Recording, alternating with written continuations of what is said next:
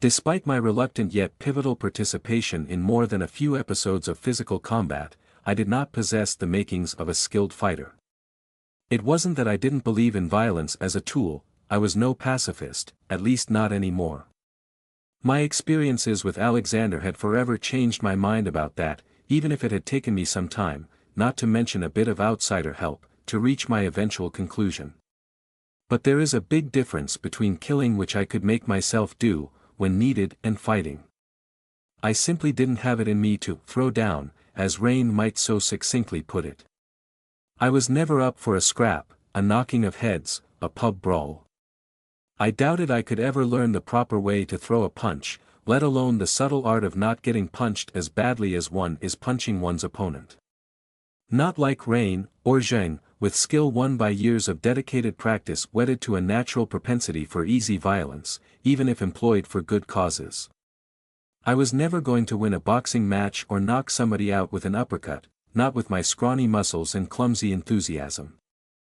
I suspected that if Rain handed me her gun, I'd be absolutely terrified at pointing it all over the place and accidentally blowing a hole in the wall. A little hypocritical perhaps, considering what I could do with brain math.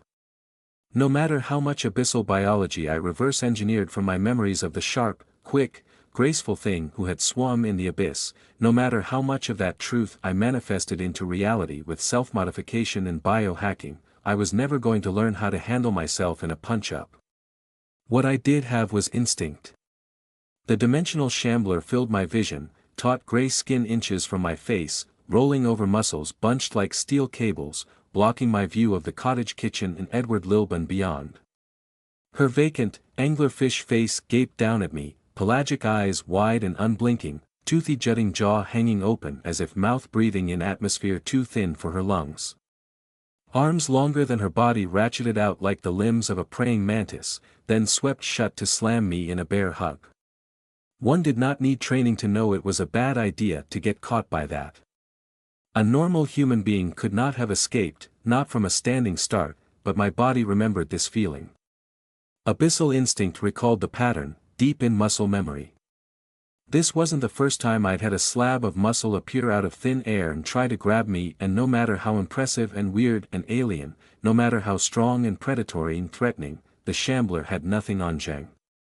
I also had a set of built-in springs, which does help. The shambler swept her arms shut, but I was already grabbing the door frame with half my tentacles and slamming against the floor with the other half. Adrenaline pounded through my veins as I let the tentacles themselves do most of the thinking. I flew backward like a squid on a plume of jet-propelled water. The shambler's arms scythed through empty air, slamming into her own sides like she was trying to hug herself. She lost her balance and stumbled forward. In the split second before I hit the wall, during the moment the shambler overbalanced, I lashed out with one tentacle. My instincts were running faster than my conscious mind. Truth was, I had no idea what the creature was doing. Edward's bizarre whistle had clearly acted as some kind of trigger, a magical signal to force the shambler to attack me, or to slip the thing's leash, like a hungry Rottweiler. Or had my communication worked? Was it hugging me, as a thank you? The idea seemed absurd. But I didn't have time to think. Instinct had made me dodge, and instinct said touch. Touch the shambler on my own terms, make physical contact. Define her in hyperdimensional mathematics, locate Edward's control. Then trace the control or the summoning back to Edward, back to the mage. What I didn't consider, in that moment of pure instinct, was why Edward would make such an obvious mistake. Should have let the shambler grab me. Would have saved us both a lot of time. The tip of one of my tentacles lashed out toward the shambler's exposed flank. Inside my mind, at the speed of thought, I slid my ego down into that lightless filth where the eye's lessons lurked. Preparing for brain math, at the moment of contact. My tentacle tip was millimeters from the taut gray skin when the shambler vanished. Just gone. Empty air. She hadn't even looked up, hadn't finished overbalancing, hadn't recovered. I completed my arc through the air and crashed into the wall opposite the kitchen door. I was a tangle of lashing tentacles and sprawling limbs, clattering to the floor tiles with the wind knocked out of my lungs. What how? Edward spoke from the kitchen. They compete with each other, like most large predatory organisms do. I scrambled to my feet as quickly as I could, confused and panting and a little bit bruised from the impact. Adrenaline pounding through my veins made me shake and quiver, made me feel like my feet were going to slide out from under me, like my head was going to explode from pressure. I was panting through my nose. Tentacles helped, they steadied me against the wall and then fanned out into a ring of protection. Not a moment too soon. The shambler reappeared on my left, filling the corridor from floor to ceiling with a wall of gray meat. She stood at her full height, stretched out like a gorilla on hind legs, but so much taller. Her head and shoulders bumped the ceiling. A three-fingered paw descended, straight-armed, in an attempt to slap the top of my head. I scrambled sideways, hissing loudly, two tentacles whipping up to try to catch the creature's wrist. One tentacle almost made skin-to-skin contact. I braced again for brain math, to plunge into the impression the shambler left on the mathematical substrate of reality. Again, with only millimeters to spare, the shambler vanished. I struck empty air, hissing in frustration, my tentacles whip-cracking against nothing. I whirled on the spot, anticipating the marine-ape thing was going to appear behind me again. I must have looked like an octopus in a whirlpool. They likely evolved somewhere analogous to Earth, Edward carried on, his voice a smoky rasp. Close enough that they were shaped by similar kinds of intraspecific competition. Edward was still sitting on his rickety wooden chair, safe inside his own magic circle. He still wore that subtle smile on his lips, that knowing look that said only he understood what was truly happening here, while I was merely subject to the process he had set in motion. Behind his wire-frame glasses, his wide, owlish eyes twinkled with the kind of glee that one only ever sees in terrible old men. I tried to ignore him for a moment. I whipped my head left and right, up and down the corridor, braced for the shambler to reappear. To my right was the door to the garden. Beyond that was a door through the chicken wire Faraday cage, and then the overgrown garden itself, drenched in the slowly bronzing sunlight of late afternoon. To my left, the empty corridor, white floor tiles, and still life paintings on the walls. A faint organic stench hung in the air, brackish water and estuary mud. It thinks you're a competition, Edward was saying. Or perhaps a mate, though I have no notion of how the things breed, and frankly I do not wish to discover the answer. You probably don't smell right for a mate, but you're putting out all the correct signals for a threat. Its flesh will be resonating with that. I whirled on him, struggling not to hiss like an angry snake. What are you trying to do? How did it avoid you so quickly? He spoke as if in answer to a question I had not asked. There is your answer.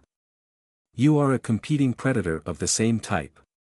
It thinks you are one of its own kind, and it is reacting appropriately, with the same measures it would take against another of its species, or perhaps a competitor of similar stature. I have encouraged it to do this. That subtle smile again. Paper thin, mushroom pale, perplexing. I stared at Edward, trying to process his words, trying to bring the rational part of my mind to the fore. What was he trying to do here? Did the shambler understand I could slip?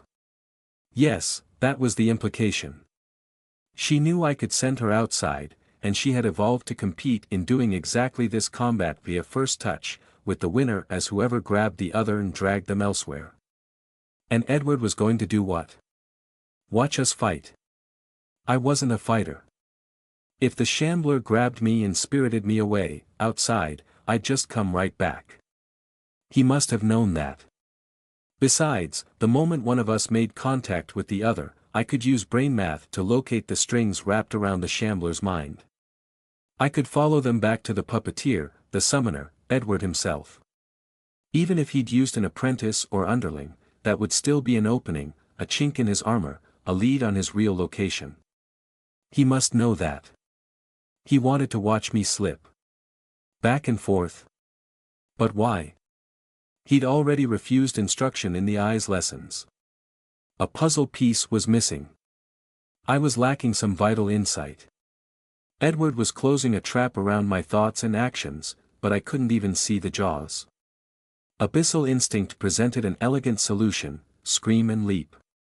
My tentacles whipped out and grabbed the frame of the kitchen door, a battery of muscular springs winding tight in an instant. For a split second I was suspended like the payload of a slingshot, pointed across the kitchen, aimed at Edward. I opened my mouth in an angry hiss, a warning hiss, a fighting noise. Edward must have realized what I was doing, because he flinched hard, like a man before a charging bull, but a man who knew he was safe behind bulletproof glass. Time to pit our reflexes against each other. Could Edward vacate his vessel fast enough to avoid me reaching down the connection and into his brain? My tentacles hurled me forward. I shot through the kitchen door in a scrambling, hissing, incoherent leap at the old man in the rickety chair. He had less than half a second to react. Slow, too slow. Then the shambler stepped out of a sunbeam on my right, spread her arms wide, and caught my flying leap like a cat bringing down a crow. Her grab knocked the wind out of me. My tentacles whiplashed, spiking my sides with a deep, dragging pain inside my torso.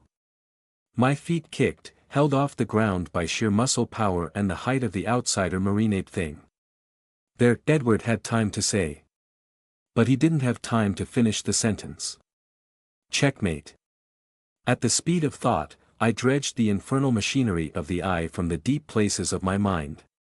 My tri-lobe reactor slammed biochemical control rods all the way out, giving me the energy and stability I needed. This would be easier than every other time I'd had to perform this piece of hyperdimensional mathematics. Physical contact, limitless energy, and a clear, straightforward purpose. The equation burned and hissed across the surface of my mind, searing my thoughts and sealing the pain for the moment the split second passed. The shambler, all 500 pounds of gray meat and outsider muscle, of curving tooth and three-toed paw and jutting jaw and saucer-sized eyeballs, unrolled before me in the language of the gods. Her definition was instantly laid out figure by figure in hyperdimensional mathematics, her impression on the substrate of the universe revealed before me in all the infinite complex glory of any living, thinking being. This was going to hurt so much when I was done. But I didn't have to unravel her, or pick apart the bits of her that had gone wrong, or even understand a single thing about her. I only had to find the strings, identify the parts of her equation that didn't fit Edward's control. I was deluged with an impression of her, regardless of my aims. The shambler was a creature of slow muscle and thick mud. Her memories were of quiet waiting, long observation, silent stalking. I passed over faint impressions of lurking eye deep in sluggish muck, gripped by starvation hunger, punctuated by short bursts of hot, red violence, the crunching of bones, and the hurried filling of a multi-chambered stomach. I didn't linger. I looked for the alien touch, the foreign object, the external control. And I found nothing. The shambler was the shambler, unaltered and untouched. She was totally in control of herself, free from hidden magical strings or mental control or the force of summoning contract. There was nothing in here that wasn't her own will. Edward wasn't controlling her at all. Time resumed in a rush of panic and pain. I crashed out of the brain math in a splutter of nosebleed. Ice-pick headache lanced behind my eyes and stomach muscles slammed together like my body was trying to purge a sickness. The afternoon sunlight flooded the cottage kitchen all around us, blotted out by the wall of gray meat that had caught me in a pair of arms longer than I was tall. The shambler was pulling me into a bear hug, crushing me against her front. I was spluttering and heaving, reeling from failed brain math, confused and unable to gather myself. My tentacles whipped out, arcing for her face, running on instinct as they flushed with paralytic toxins and contact poisons. A hiss tried to climb up my bloody throat. My skin tingled with the need to sprout defensive spines. I was trapped, caught, too close, get away, get away, get away. Edward whistled again, a haunting unnatural piping. My payload of deadly toxin and sprouting spines was inches from the shambler's vacant face, about to hit her, force her off me, drive her back. Then the world shimmered as if seen through a veil of water, turned into dark gray fog, and blew away in the wind. The Shambler's method of cross-membrane translation felt nothing like a slip, neither my own brute force way of hyperdimensional mathematics, nor Violazi's less well-understood technique. One moment the world was there, in light and color as the Shambler crushed me against her chest and my tentacles were about to slam into her face to inject a pint of neurotoxin, and then everything turned to fog, like reality was a dream, fading to nothing in the harsh dark sunrise of a dying star. I didn't even shut my eyes, because there was nothing to shut them against. The world, the Shambler, myself, all was mist inside the membrane. We could have been held in that state for a second, or an hour, or a year. In the membrane there was no such thing as time. The abyss was close, just the other side of a thought, but in this non-place there was no such thing as thought. Then, chaos. Reality smashed back into my senses, like I was a swimmer surfacing from the ocean into the middle of a naval battle. Gray sky tumbling overhead, seen through mottled gray tree trunks and hanging sheets of rotten vegetation. My own voice hissing, screeching, the taste of iron in my mouth and nose, wet sticky crimson all down my face. The Shambler dropping me and lurching away from me, like I was a red-hot fire poker searing her flesh. My tentacles whipping out at her, shedding poison and toxin into the air, then missing as she vanished. I landed with a wet splash, still hissing and screeching, in about 3 feet of muddy water. If I hadn't been trying to hit the Shambler with my tentacles, I probably could have caught myself. Instead, I splashed down straight onto my backside, feet slipping in the ooze. I yelped in shock as the water closed over my head, swallowing a disgusting mouthful of the stagnant gunk. I burst from the water again, lurching to my feet, spitting and retching and panting. I tried to scrub the muddy water out of my eyes on the sleeve of my hoodie, but my clothes were soaked through. All I managed to do was smear the nosebleed around. I staggered and almost slipped over again, socks and toes sinking into the mud. I had to anchor myself with my tentacles, then wiped at my eyes with both hands until my vision was clear. The dimensional Shambler was gone. And I was standing in a swamp, soaked to the bone, outside. Gray. Gray everywhere. Gray muddy water stretched off in every direction, thick as pudding in some places, thinner in others, like the spot where I'd landed. The mud was broken occasionally by low banks of higher ground, barely dry, covered in wet gray moss and glistening gray slime. Gray trees were rooted in the mud, massive things with trunks as wide as a car, or at least, they looked like trees at first glance. Once I stared for a moment, I began to doubt my judgment. Their branches were arranged in a swirl pattern, almost akin to a bony hand, like some kind of morbid Halloween decoration reaching toward the sky. Gray vegetation hung from those branches, like sheets of ivy or kudzu, but in tiny repeating swirl patterns that drew one's attention inward, as if down into a pattern deeper than mere surface. Here and there they touched the gray, muddy water, and had turned to wet rot. The air stank of salt, sulfur, and soil, rich and dark and organic. I winced and wrinkled my nose. Gray skies sat low overhead, a blanket of slow-moving lead, so thick it left this world plunged into a permanent gray dusk. Gray horizon showed in snatched slivers between the trees. Far to my left, it looked like the trees dribbled out, giving way to an endless blank mudflat. To my right, the trees got bigger and bigger, until the ones in the distance rivaled a redwood back on Earth. Far, far away, far past the trees, I could see a hint of something like a tower, made of regular gray blocks. Distant sounds floated through the swamp, a throaty hoot not unlike a chimpanzee, answered from far away by a similar voice, then silenced by a wet, lumbering slurch somewhere deeper off in the swamp. I straightened up and sighed. Oh well. This experience would have been very disorienting for somebody who didn't know what was going on. An unsuspecting person, even a mage, would probably panic when whisked off to some unknown place, gray and dying, with no way home. But I'd been to far worse places than a muddy swamp. This was nothing. It wasn't even that threatening. Besides, I wasn't trapped. My bioreactor was dialing down a few notches, easing the control rods back into their channels, though I was starting to flash sweat with a fever induced by my abyssal immune system. I'd swallowed at least one mouthful of this swamp mud. No telling what I'd ingested. But my reactor would purge that from my body given a minute or two. I was shivering, hot and cold at the same time as the reactor pumped me full of heat. The worst part was my mobile phone. I fished it out of my pocket and found it was already dead. The screen was blank, the insides were full of water. Wonderful, I hissed through chattering teeth, shivering with a fever. You owe me a new phone, Edward. I'm not having Evelyn pay for it.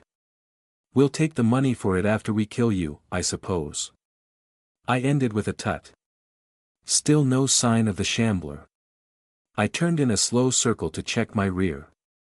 The soupy swamp mud dragged at my knees, slurping and sucking at my feet. I stared at the trunks of the dubious-looking trees, to see if she was observing me from cover. Pull prey outside, then leave it alone, I muttered.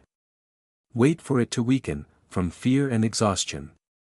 I looked up at the leaden sky. The air was still but quite cold. Without my bioreactor I would have been losing body heat fast. Or from exposure, I added. I took a deep breath and braced myself for brain math. Back to reality. Could I aim well enough to land right on top of Edward's chair? That would circumvent his tripwire magic circle. Or should I go home, shouting for Lozzie? Should I grab Rain and Zheng and make a plan? No, land right on Edward's vessel. End this, fast. I didn't even get to start the equation when the dimensional shambler appeared right in front of me. A wall of grey muscle displaced the muddy water in a wave against my front. Her arms ratcheted wide for another bear hug. Vacant saucer-like eyes fixed on me, jaw hinging open.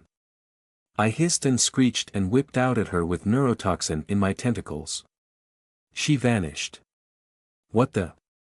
I stood there for a moment, panting and shaking with the sudden burst of adrenaline. Had she known I was about to slip? Hands on my chest, I tried to still my racing heart. No, no, don't do this. No. I reached for the eyes lessons and tried again. That time she appeared on my left, close enough to make me flinch and stumble and almost go sprawling in the mud a second time. I screeched in her face and tried to strike her with enough toxin to kill an elephant, but she was gone before I had time to blink. The third time I was ready, expecting her to appear, but she waited the single split second it took for me to hesitate, then came in with her shoulder low, darting forward through the water, throwing me off balance with a slop of muddy ooze and stinking filth. And then she vanished again, and the swamp returned to grey quiet. Panting, wheezing, I turned in a circle in the swamp mud, eyes trying to see in every direction at once, tentacles fanned out and ready. She was trying to exhaust me. This was how they worked, how they hunted, or perhaps how they fought amongst their own kind. She would disrupt every attempt at leaving. I had a sneaking suspicion that if I managed to slip out, she would follow me. The shambler didn't seem to have taken any damage from the slip, but I would have to expend energy and pay the price of pain with every time I went back to reality. She could follow me and grab me and bring me here, over and over again, until I was exhausted and spent and made into easy prey. Of course, she didn't know about my bioreactor. If pressed, I could do this longer than her. If pressed, I could use other hyperdimensional mathematics. I could simply kill her, pulverize her with pure energy, set her on fire, tear all her limbs off. I raised my voice so it would carry through the grey jungle, but it quivered more than I'd wanted. If you don't let me go, I will kill you. Do you understand? I will kill you, and there's nothing you can do to stop me. Nothing you can. And there she was. I hiccuped in surprise. Off to my left, perhaps 30 or 40 feet away through the tangle of ashen branches and rotting swirl leaves, the shambler crouched in a muddy wallow. I was certain she hadn't been there a second ago. She was barely visible, her taut grey hide blending in with the trees and the mud. A perfect ambush predator for this environment. I only saw her because of her huge black eyes, a pair of oily discs floating in the mottled gray. We watched each other for a second or two. She made no effort to move. "Is Edward commanding you somehow?" I called out. "Help me understand what you want. Are you treating me like prey? What are you doing?" I flared my tentacles wider. "I can kill you, if you keep trying to stop me." "I don't want to, but I will." The shambler blinked. The twin pools of oily black vanished into the gray background, and did not return. She'd gone again. Clever trick, I sighed. From camouflage to gone. Then I saw the island. The shambler had been crouched right in front of it. Island was perhaps too grandiose a word. It was little more than an outcropping of jagged gray rock which rose a few feet above the floor of the swamp, perhaps 15 feet in diameter. I'd missed it earlier, hidden as it was among the trees and the muck, crumbling at the edges, with a few patches of weird bristly gray moss around the base. Sticking out of a crack in the rocks was a strip of muddy, dirty, torn blue fabric. "Okay," I whispered. "What am I looking at? Did you want me to see that?" The shambler declined the invitation to appear and answer my question, so I sighed heavily, rolled my eyes, and set about trudging toward the island. Mud sucked at my feet and ankles. My wading motion stirred up an awful stench of organic rot from the depths of the water. I took each footstep with cringing care, feeling before myself with a pair of tentacles, using the others to ward off any unseen ambushers from behind the trees I passed. I was afraid of cutting my feet open on a sharp rock or a pointy stick beneath the water. My abyssal immune system would incinerate anything that got into a cut, but the pain could still debilitate me. The last thing I needed was a hole in my foot. And I was still feverish, my body fighting off the contents of the gunk I'd swallowed earlier. I made an awful lot of noise wading through that muddy swamp. I exerted conscious effort to dull the rainbow strobing of my tentacles. Didn't want some curious predator seeing me through the trees, though there was nothing I could do about my pink hoodie, still standing out even if I was drenched with muddy water. Something must have sensed me though. When I was halfway to the island I heard a distant whistle piping sound, not unlike the weird whistles that Edward Lilburn had used to signal the shambler. The ethereal sound carried through the still air between the trees, a phantom piping. A second whistle replied on my opposite side, far away, weird and haunting and not remotely human. When I stopped to listen, a third whistle joined in and cut off the previous pair, as if they'd figured out I was listening to them. They fell silent again. Perhaps that was their language. That would explain a lot. Had Edward learned to speak it? I reached the edge of the island and slopped up onto the fringe of exposed mud, water streaming from my clothes. The rock was cracked and weathered into ridges and furrows, rising up out of the swamp like a tiny piece of seaside cliff. I stopped and stared at the scrap of blue. It was a collar. A dog's collar, with a paw print pattern and a little brass tag. Torn and chewed. My hands were clenched hard inside my hoodie's pocket, nails digging into my skin, so I reached down with a tentacle and wiped the gray mud off the metal disc. There was a name. I must have read it, but I couldn't take it in. I couldn't process what this meant. The name was followed by an address. A Manchester address. I dropped the collar, then peered into the cracks among the rocks, and found exactly what I was looking for. Bones. I'm not a biologist. Well, technically I'm not, at least when it comes to anything except my own slow self-modification, and maybe a bit of pop biology absorbed from too many YouTube videos about marine life. But even I could tell the bones had probably come from Earth, not out here. Small, thin, yellow-white bones, scattered in the low places of the rock formation. Some of them retained traces of red, but all were stripped of every last scrap of meat, sucked clean. Some of the larger ones had been cracked for marrow. I spotted half a skull and couldn't be sure what it was, but it looked vaguely canine. Another collar caught my eye, brown this time, with a length of leash still attached. It was gnawed and chewed as if something had tried to eat the leather. He's been feeding it, I murmured, just to hear the sound of my own voice amid this strange horror. Feeding it stolen pets. Training it with rewards and food and... A sharp scent caught in my nose, just a hint in the still and stagnant swamp air, beneath the salt and the mud. Stronger than vegetable rot, meaty and vile, that smell tickled some instinctive horror in the base of my brain stem. I managed to unclench my hands so I could pull myself up onto the rocks. My heart was thudding in my ribs, fearing the worst. Jagged bits of stone stabbed at my feet through my wet socks, my tentacles gripped and pulled, my soaked clothes weighed me down, but I pulled myself up to where the rocks flattened out, beyond the reach of the swamp. "No," I said, my voice breaking. "No, no." A human corpse was lying on the rocks. A young man or teenage boy, though it was hard to tell, exactly. He must have been dead for days, perhaps several weeks.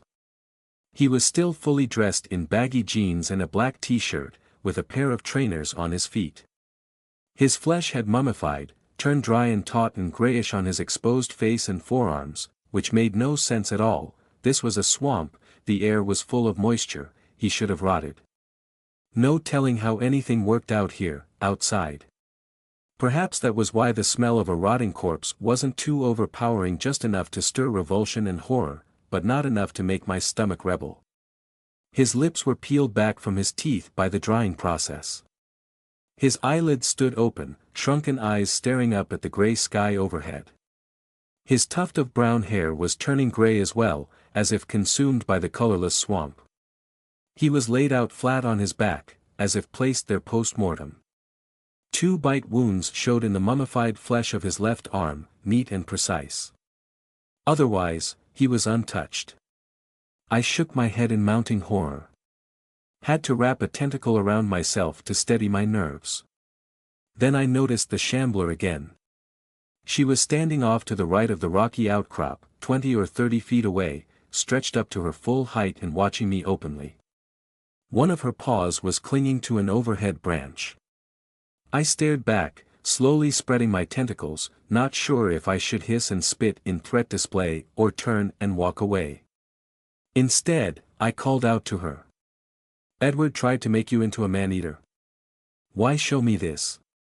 I gestured down at the dead man, cringing and feeling vile, wishing I could roll him into the swamp. This was no fit place for a burial. "Are you trying to apologize? Threaten me? Why did you want me to see this?" I raised my voice further, losing control. "What is this? What are you?" A blur of orange leapt up in my peripheral vision. I flinched, whirling around, a hiss rising up my throat. A cat. A live cat, absolutely unmistakable. A marmalade orange tomcat was crouched on the rocks on the opposite side of the corpse. He was quite old indeed, his muscle gone to soft fat, his fur still thick but no longer uniform. A pair of ragged stumps was all that was left of his ears. Rheumy eyes peered out from a permanently exhausted, sad-looking expression, the kind that some older cats grow into, like a tiny little orange old man scowling up at me. He had a green kerchief around his neck instead of a collar, and mud in his fur and on his face, but he wasn't soaking wet or coated in the gray muck.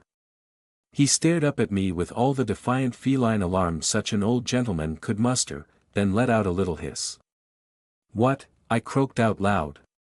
That was the last thing I'd expected. I glanced back at the shambler, but she was gone again. A tiny, terrified, trembling voice cried out from down among the rocks, from where the cat had been hiding, a human voice, speaking English. "Termy, no." Flapping yellow plastic shot from a gap in the rocks, engulfed the cat, and scooped him up. He hissed at me again, unwilling to back down even as he was hoisted into the air. The sight was so strange that for a moment I didn't know what I was looking at, like a magic eye picture that refused to resolve, because something like this should not be seen outside. A little girl, maybe 9 or 10 years old, had darted from her hiding place amid the rocks and swept the cat up into her arms. She was wearing a yellow plastic raincoat over a thin jumper, and jogging bottoms tucked into a pair of purple Wellington boots. She was filthy and terrified. Long dark hair was plastered against her skull with sweat and mud. She looked pale, exhausted, very hungry and very thirsty and very afraid. Dark rings had formed around desperate eyes. The look in her face was more animal than human, running on instinct and terror. Children were never, ever meant to look like that. My heart almost folded up. She hugged the cat tight to her chest and stared up at me in naked terror, eyes wide and filling with tears, trying to swallow a whimper. It took me a second to realize. We were outside, she could see my tentacles. Between my 6 extra appendages held outward in a threat display, the blood smeared on my face, and my sopping wet clothes drenched with muddy water, I probably looked like some kind of swamp monster. "It's okay," I croaked. I put both my hands out, palms open, and lowered my tentacles, angling them behind me to make myself less threatening. "It's okay. I'm a person, I'm human. Technically a lie, but that hardly mattered. It's okay. I'm not going to hurt you." I was terrible with children, but I don't think I needed a degree in professional childcare techniques to know the right thing to say to a terrified little girl, lost outside. A terrified little girl, 9 or 10 years old, lost and alone beyond the walls of reality. She's me, the thought came clear as the sun amid all this gray. She's like I was. The girl stared up at me like I was a space alien, about to abduct her from her bed, or pull her head off her shoulders and eat her brains. She was doing a very admirable job of not crying, brave little thing, but it was a losing battle. The cat couldn't decide if he should get comfortable in her arms or stare me down to keep me away. I stepped sideways so the corpse wasn't between us, then crouched down so we were eye level with each other. "It's okay, it's all right," I said, trying to purge the shake from my voice. This girl needed an adult, confident and decisive, not me hiccuping and shying away from danger. "Rain," I told myself, "be like rain, right now." I tried to smile, but I suspect it was more of a blood-soaked rictus. "My name's Heather," I said all in a rush, tripping over my words. The tentacles on my sides, they're part of me and they're very strong, and sometimes I use them to fight bad people, but I'm not going to hurt you. Not with them, or any other way, I mean. I think I can get you out of here. Okay. I can. I can get you out. What's your name?" The girl lost her battle against her own tears. Her face crumpled with the pressure of long-resisted fear, eyes filling with water, lips wobbling as she tried to choke down a web sob. The cat in her arms nuzzled into her chest, doing his best. "Nat," she said through the crying. It took me a moment to realize it was a word. "Nat." I echoed. "Short for Natalie." She nodded, tears running down her face, making tracks in the dirt. I nodded too, smiling brightly, pretending we were anywhere except in the middle of an outsider swamp, surrounded by alien life and sucking mud and a giant gorilla monster that was trying to keep us here. "I had a friend in primary school named Natalie," I lied. "Didn't matter. It's a really pretty name. It's a good name. Natalie, I can get you out of here, I'm kind of like a sort of wizard, I can." Natalie had decided that I was worth trusting, or perhaps merely that I was preferable to the shambler and the other denizens of the swamp.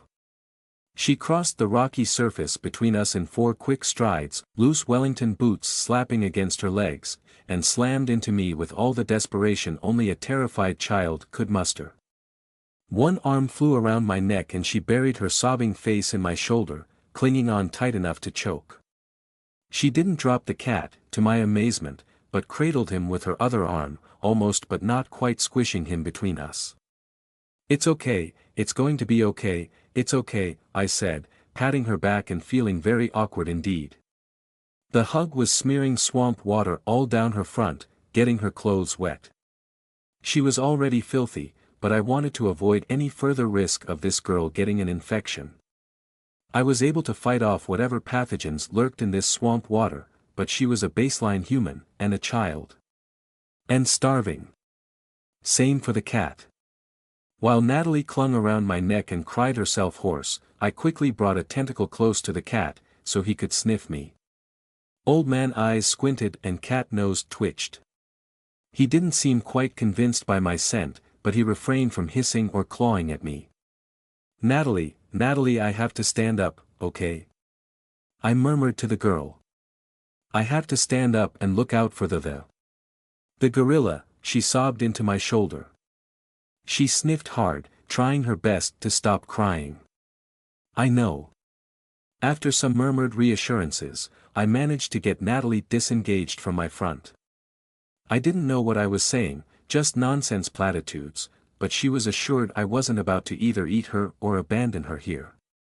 For a moment she hung onto the sleeve of my hoodie with a white-knuckle grip, so I put my hand in hers and held on tight, then craned my neck to look around. I couldn't see the shambler anywhere nearby. She wasn't watching us from the swamp floor or lurking behind us on the rocks or peering between the trees. I turned back to Natalie, trying to figure out what to do, what this all meant. Natalie was staring at me, wide-eyed and still terrified, dark hair plastered to her skull. I saw myself standing there, 10 years ago. I wasn't insensible to the comparison, it was too obvious. Protective need burned inside my chest like a slug of molten steel. Abyssal instinct agreed too, which surprised me. I'd never met this girl before, but I would fight the shambler right down to tooth and claw before I let it keep her here. But it wasn't that simple. I glanced at the corpse lying on the rocks, uneaten and barely touched. The shambler had not eaten that human being. And little Natalie would be no match for the shambler's muscle, if it wanted fresh meat. I frowned in confusion. This was making less and less sense. I needed to get this girl home, but I couldn't just slip back to Edward with her in tow if the shambler would even let us go without me killing it first. The smart move would be to drop Natalie in front of a police station and then slip back out, but the shambler might follow her instead and then snatch her again, and then she might never be found. Natalie whimpered, eyes flicking to my tentacles. The cat looked like he wanted to hiss at me again. Sorry. I blurted out, trying to reel them back in.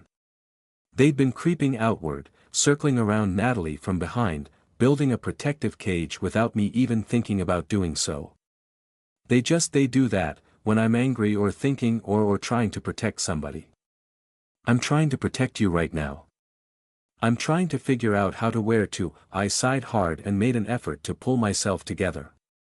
My tentacles are very strong. Let me put one around your shoulders. That way the big gorilla thing can't pull us apart if it attacks. Okay. Natalie made a desperate sound, worming her hand out of mine and gesturing for a tentacle. She wanted protection, she just didn't want it lurking behind her. I put a tentacle in her hand so she could understand what it felt like, that it was just flesh, just a normal appendage. Then I wounded up her arm and over her shoulders in a hug through the yellow raincoat, a slip-proof safety harness. She looked uncomfortable for a moment, then wrapped both of her arms around the cat again, trying to bite back a whimper. The cat nuzzled her chin. Okay, I've got you safe, I said. Natalie nodded, trying to be brave. Her lips quivered. Octopus lady? Yes. I smiled, trying to look bright and wholesome, like we were in a children's after-school television show. That's right, Octopus lady. Heather, that's my name, but you can call me Octopus lady if you want. Natalie nodded again, more enthusiastic. I hoped she liked octopuses.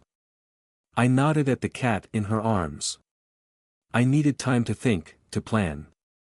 Your cat, he. Termy, she told me. Termy, yes, I echoed. Termy seemed to recognize his name, looking up at us and then out at the swamp beyond the outcropping of rocks. Termy's a very brave cat, isn't he? Has he been protecting you too, before I got here? Natalie nodded. I sensed she was just old enough to understand that an aged house cat was not capable of protecting her from the shambler. I was coming off as patronizing. I cleared my throat and went for what I needed. How long have you been here, Natalie? A few hours, or longer. Don't know, she said, shaking her head. Her hair was stiff with dried mud. Has the sun gone up and down? I asked. She shrugged. Maybe there wasn't a sun here, beyond the clouds. Stupid question. Have you slept? A nod. Are you hurt anywhere? Shake shake. Don't look at the dead body, but was he here when you arrived? A nod, then she said, there's another, too. Down in the rocks. All rotten and bones and I gave her another hug, gently. She seemed like she was holding on okay. Natalie, what's your family name? Can you tell me that? With a few more moments of gentle questioning, I got the details. We might need Natalie Skeets, a Manchester phone number, and an address to match. Daddy was a teacher, Mummy worked in an office. One more thing, Natalie, I said. I need to know about the big gorilla monster. Did it bring you here? She nodded, sniffing hard to clear her nose and throat. Grabbed me, she said in a raw little voice. Where from? Was there anybody else there? Was there an old man? She blinked twice then nodded. She panted between her words as she spoke. Termy got out. Bad Termy. He was hissing and hissing at something. And I wasn't supposed to go out into the back alley. But Termy was there and he was scared. So I picked him up and I wasn't supposed to, and there was a monster. It's okay, I murmured. I'll take you back home, I promise. But there was an old man, before the gorilla grabbed you? Natalie nodded. I opened my mouth again, but then bit off my words. Was she just telling me what I wanted to hear? The old man had a whistle, she said. He whistled.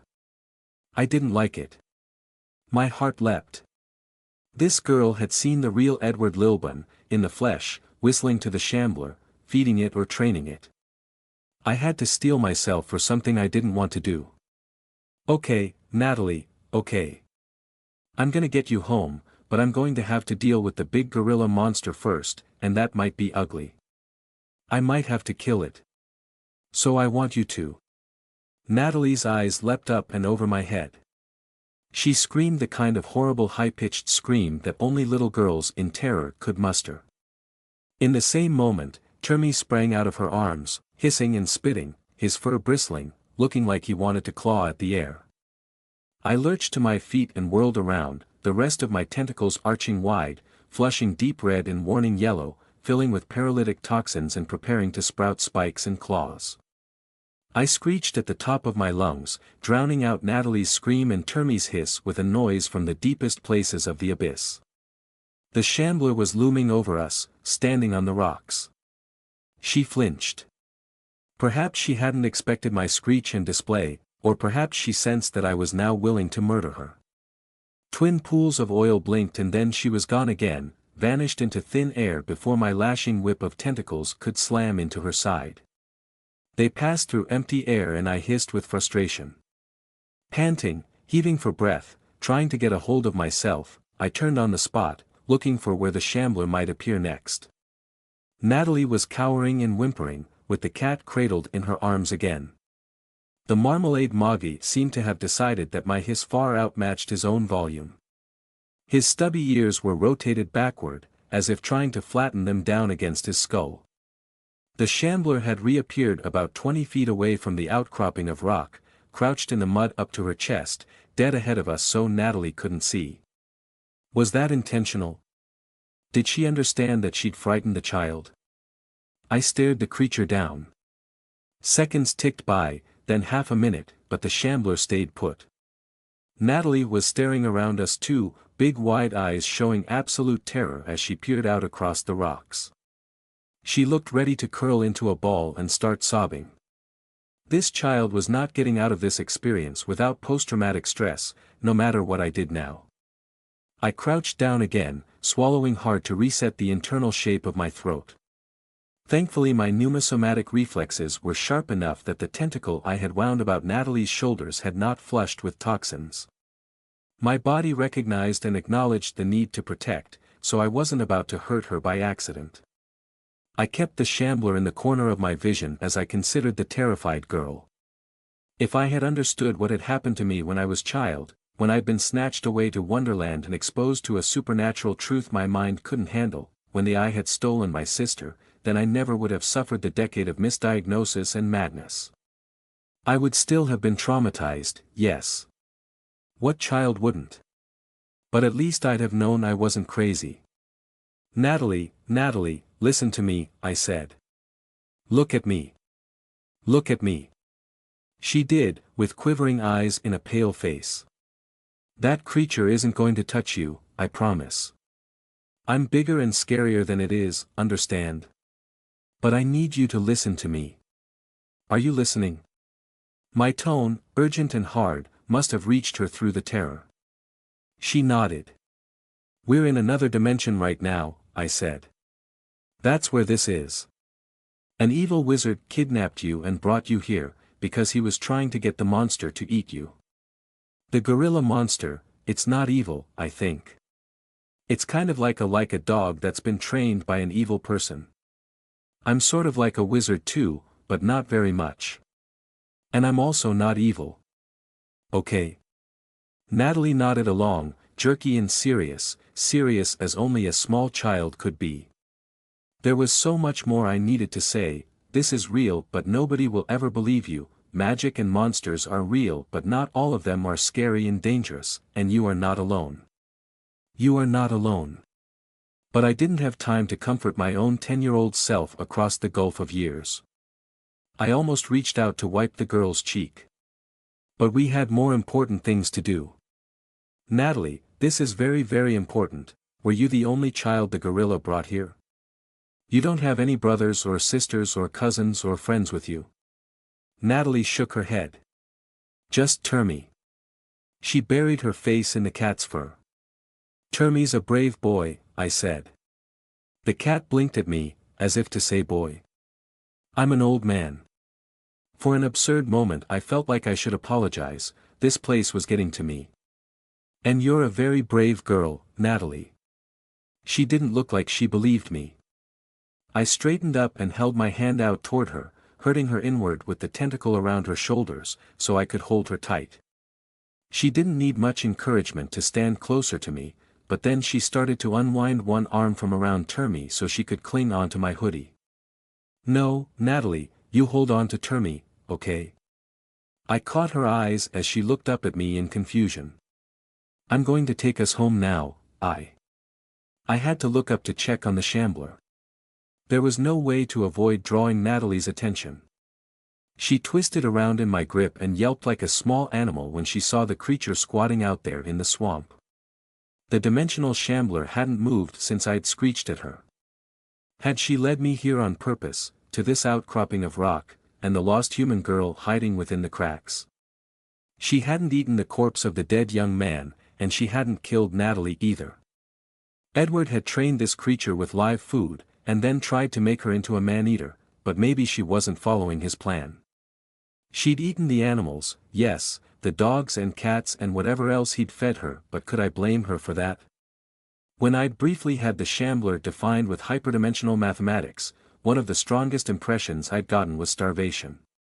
These creatures didn't all prosper. So yes, she'd eaten the animals. But a human? A fellow sapient? Maybe she hadn't known how to return the little girl. Maybe Edward wouldn't let her. Maybe she was confused or frightened, maybe even guilty. The shambler and I stared at each other across the rock and the water and the mud. Her huge oily black eyes did not blink. I couldn't read her, not even a little bit. Are you going to let us go? I thought, unwilling to shout across the swamp and scare Natalie further. Please don't make me kill you. Octopus lady, Natalie said. She was still pressed close to my side. I took a deep breath and wanted to hiccup, very badly, but I swallowed it. Had to pretend I knew what I was doing. Okay, Nat, I said. I'm going to try to take you home now. Actually, I'm going to take you to my home. I know a lot of other wizards. If the shambler the gorilla monster, if it tries to come after us, then they'll be able to protect you, okay? I want you to trust them for me. They'll seem really scary, maybe, but they're all good people. Natalie's eyes widened with a child's fear. You're not coming. No, I'll come with you, but then I'll have to go again, really quickly, because I think the gorilla monster will chase me instead of you. And I have to go deal with the evil wizard who did this, because he won't be expecting me. A weird smile flickered across my face, an evil little smile at the thought of surprising Edward and ripping his head off. A real smile, not the fake children's television program smile I'd been trying to maintain all this time. Natalie tried a little smile back. Just a flicker, but there it was. Maybe she was going to be okay. I tightened my tentacle around her shoulders. Okay, Nat, I need you to hold on to Termy really, really tight, okay? That's your job, make sure he doesn't escape. Hug him close. She nodded and squeezed the old cat to her chest. He seemed content to snuggle. And close your eyes, I said. Keep them closed. Whatever you do, keep them closed. I put both hands on her shoulders. Natalie squeezed her eyes closed, shutting out the nightmares. This will only take a second, but when we arrive, it'll be like being carsick. We might fall over. It's okay though, when we arrive, you can cry if you need to. Natalie nodded. She kept her eyes shut.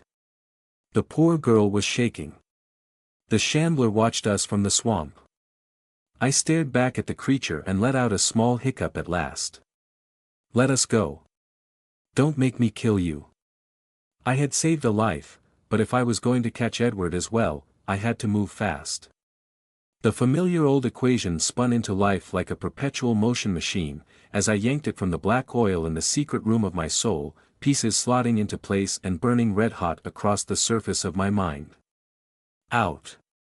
And as reality folded up, the dimensional shambler vanished. In that last split second before we popped through the membrane, I felt her at my heels, coming after us. I was going to have to be very fast indeed.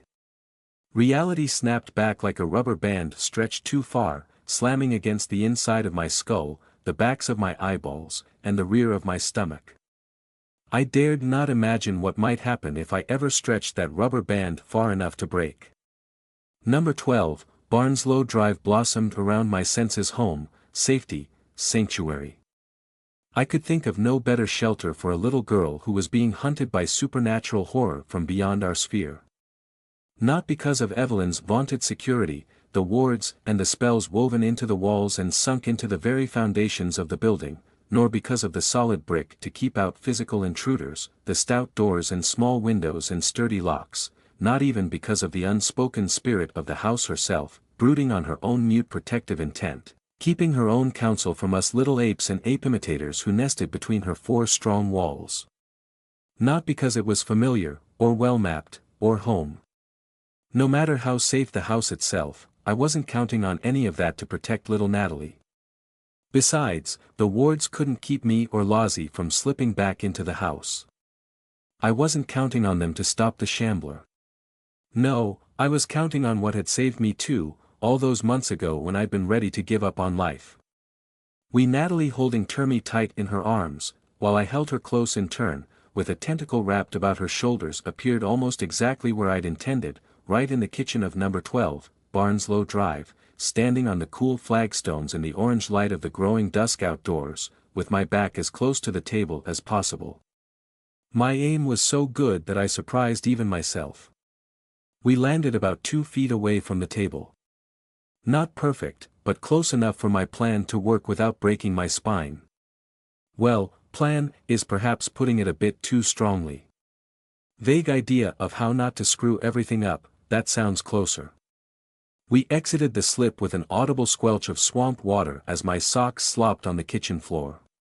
I hissed and winced through the sudden stabbing headache behind my eyes, the price of the 3 being slip. I clenched every muscle from abdomen to diaphragm, willing myself to retain control and hang onto the contents of my stomach. couldn't afford to crumple to the floor on my hands and knees, not now. We didn't have time for pain. We might only have seconds to spare. So I blundered backward with Natalie in my arms, crashed into the table hard enough to leave a bruise on the small of my back, and lashed myself to the wooden surface with my tentacles.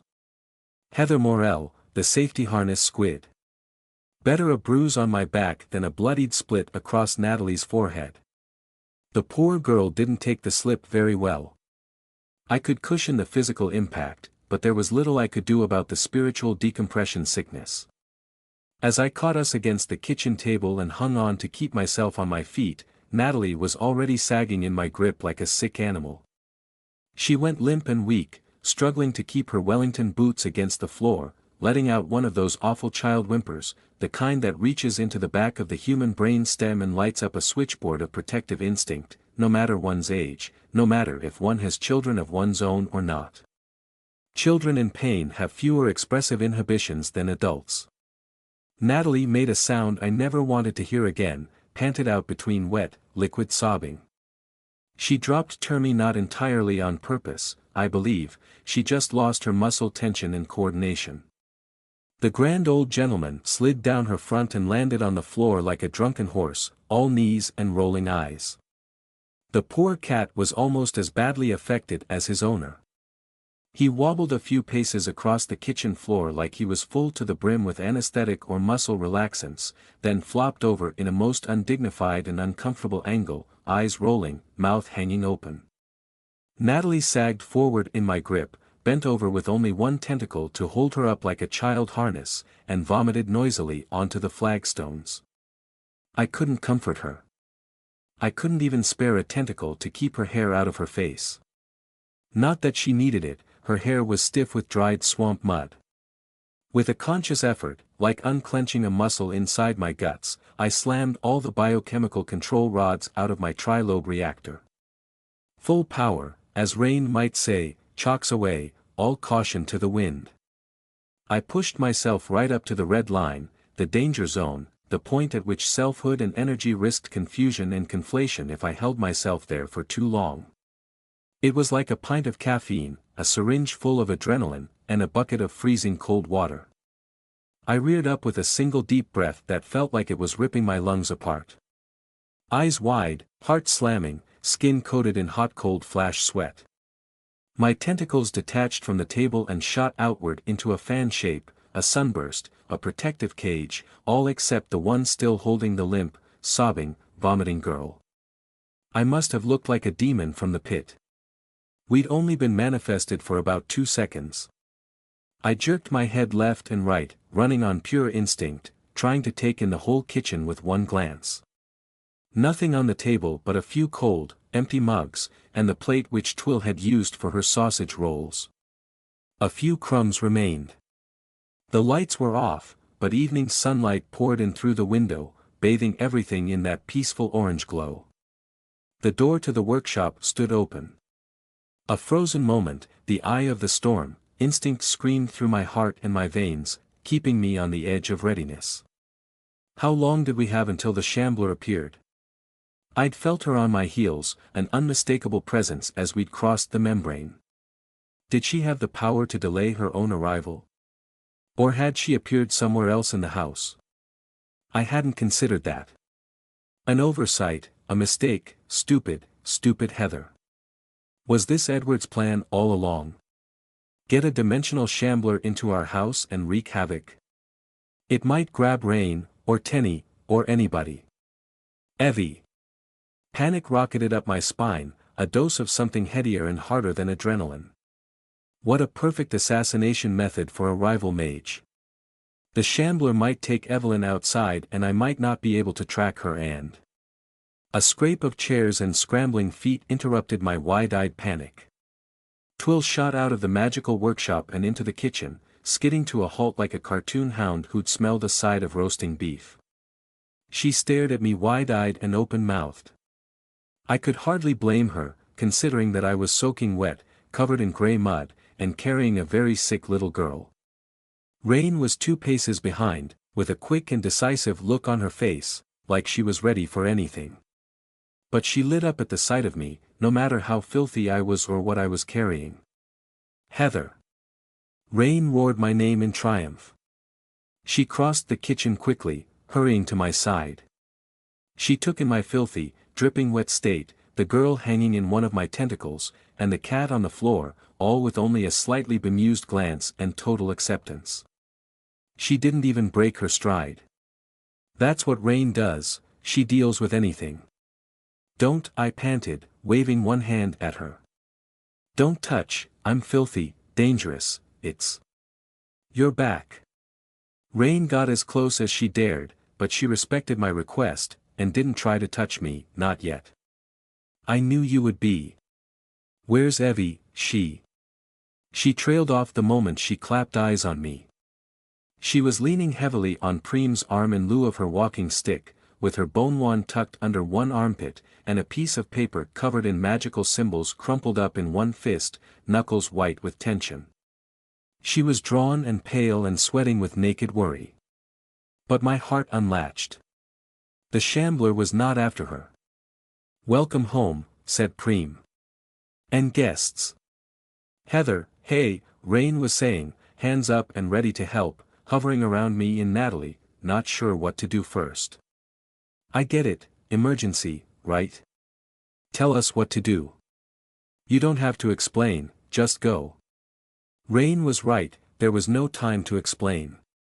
I could always count on her to understand. So I filled my lungs and howled at the top of my voice. Lazi. Lazi. Here, now. Lazi. I came down. Panting, heaving, waving Rain away with one flopping hand.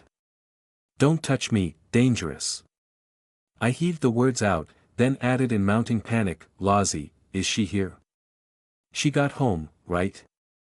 She's here, she's. Lazi is in residence, Preem answered over the shock of my other friends, though she needn't have bothered.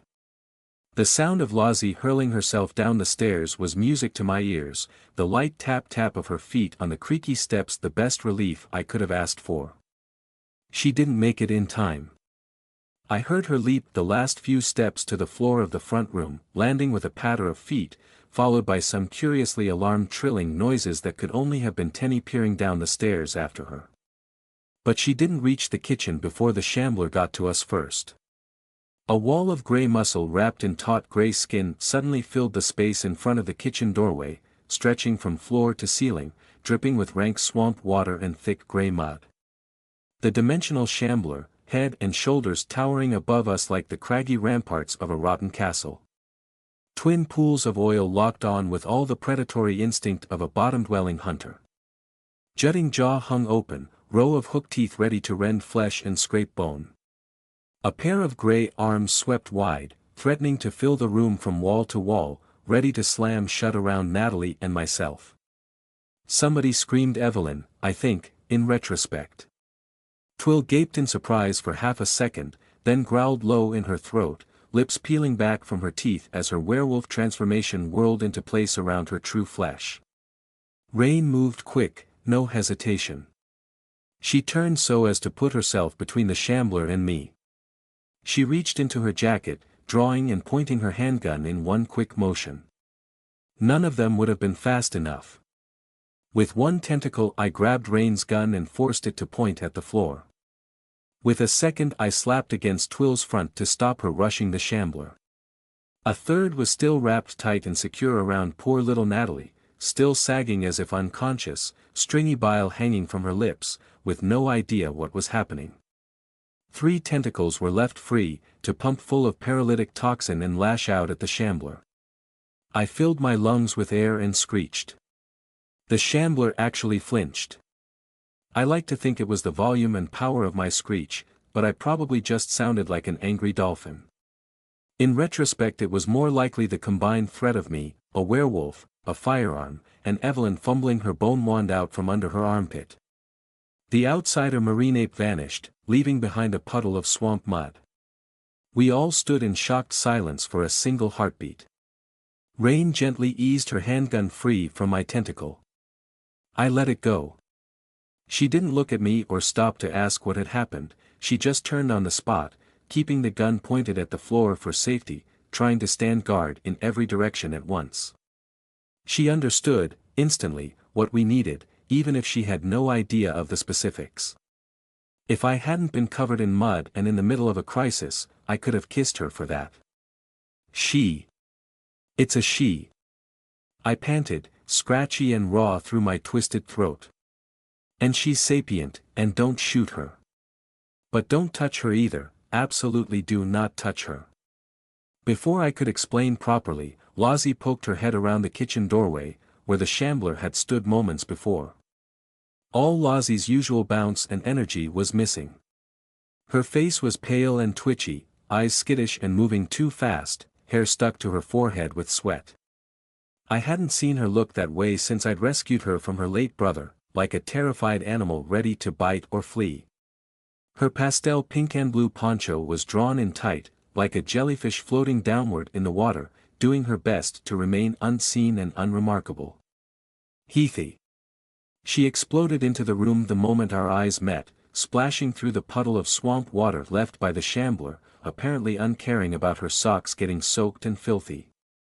I didn't know where you went and I thought you were back with Jan, but you weren't there either and I couldn't feel you anywhere. I couldn't find you. I'm sorry. I shoved Natalie toward Lozzie, a package of shivering flesh wrapped in yellow plastic. Her Wellington boots skidded across the flagstones. Lozzie flinched, not quite following, her poncho curled tight as if she wanted to dive into the waters and be away from here. Take her. I yelled. The girl was beginning to come round from the shock of the slip at last, just enough to raise her head and stare with bleary, bloodshot, aching eyes, at all the strange people in the room with her. As she blinked and recovered, I could see the panic mounting on her pale, drawn, exhausted face once again. Where, she panted in a tiny voice. Turn me where I'm not. I squeezed her shoulders with the tentacle. It's okay, Natalie, it's okay. These are the people I told you about, they're all friends, they're going to keep you safe. I pushed her toward Lozzie again. Take her, now. Twill put a hand over her own mouth. Oh my God, you kidnapped a little girl. Rain snorted. Rescued, not kidnapped. I snapped at Twill. From outside, and from Edward Lilburn. Evelyn hissed through clenched teeth. Edward? And we don't have time to discuss it. Lozzie. You're the only one here besides me who can protect her, take. I didn't need to finish the sentence. I don't know if it was my bare-bones explanation, or the mention of her uncle's name, or the mounting terror in little Natalie's eyes, but I saw something visibly shift in Lozzie's posture. The twitchy, skittish anxiety flowed out of her, replaced in an instant as if she'd thrown a switch. Suddenly, Lozzie no longer looked ready to run. She flapped out her poncho, lit up with a big smile, and crouched down so she was level with Natalie. Hi. I'm Lozzie. I'm like Heather there but different.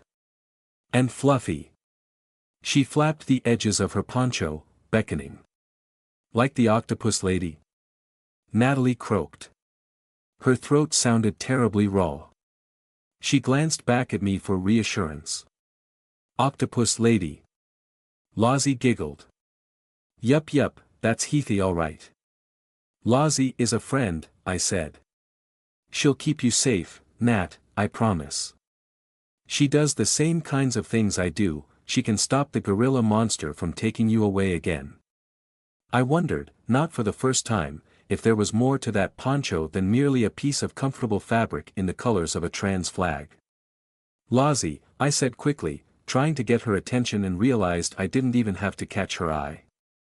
Lozzie was already listening, ready for my instructions, attentive and alert. Well, as alert as she could look with her permanently heavy-lidded eyes. Lozzie, you hold on to her and you don't let go, I said all in a rush, trying not to stumble over my words. The adrenaline and the urgency made my lips feel like rubber. The shambler, the thing that was just here, I think she'll follow me, but she might come for Natalie instead. She takes people away, slips them outside, understand? You're the only one except me who can stop that, or at least get back here if it happens. You don't let go of Nat, understand? Don't let go. Lozzie nodded. She. Twill muttered, still half werewolf, flexing her claws. That thing was a she. Quickly as I could without hurting Natalie, I unwrapped my tentacle from around her shoulders, undoing the slip-proof safety harness and sliding it out from inside Lozzie's poncho. Lozzie held the girl tight in her arms, safe and secure. She was in good hands. I'd never seen Lozzie so serious and determined. Natalie squirmed in Lozzie's arms, twisting her head around, suddenly alarmed again. Termy. Where's Termy? I didn't drop him, I promise I held on. Termy. Twill pulled a grimace which contained far too many teeth. What the hell is a Termy? Rain nodded down at Termy, still on the floor. The cat, I assume. Yeah, I panted. He's a good cat. The exhausted old marmalade gentleman was still recovering from the effects of the slip. Termy got to his paws like his joints were made of rusted steel, then made a beeline for Natalie as if the rest of us weren't even present. He sniffed a corner of Lozzie's poncho and apparently decided in a single instant that she was a friend to all cats. Then he turned and hissed at Twill. One couldn't blame him, she currently had more fur than he did. And bigger claws. Heather, Evelyn said my name, tight and tense.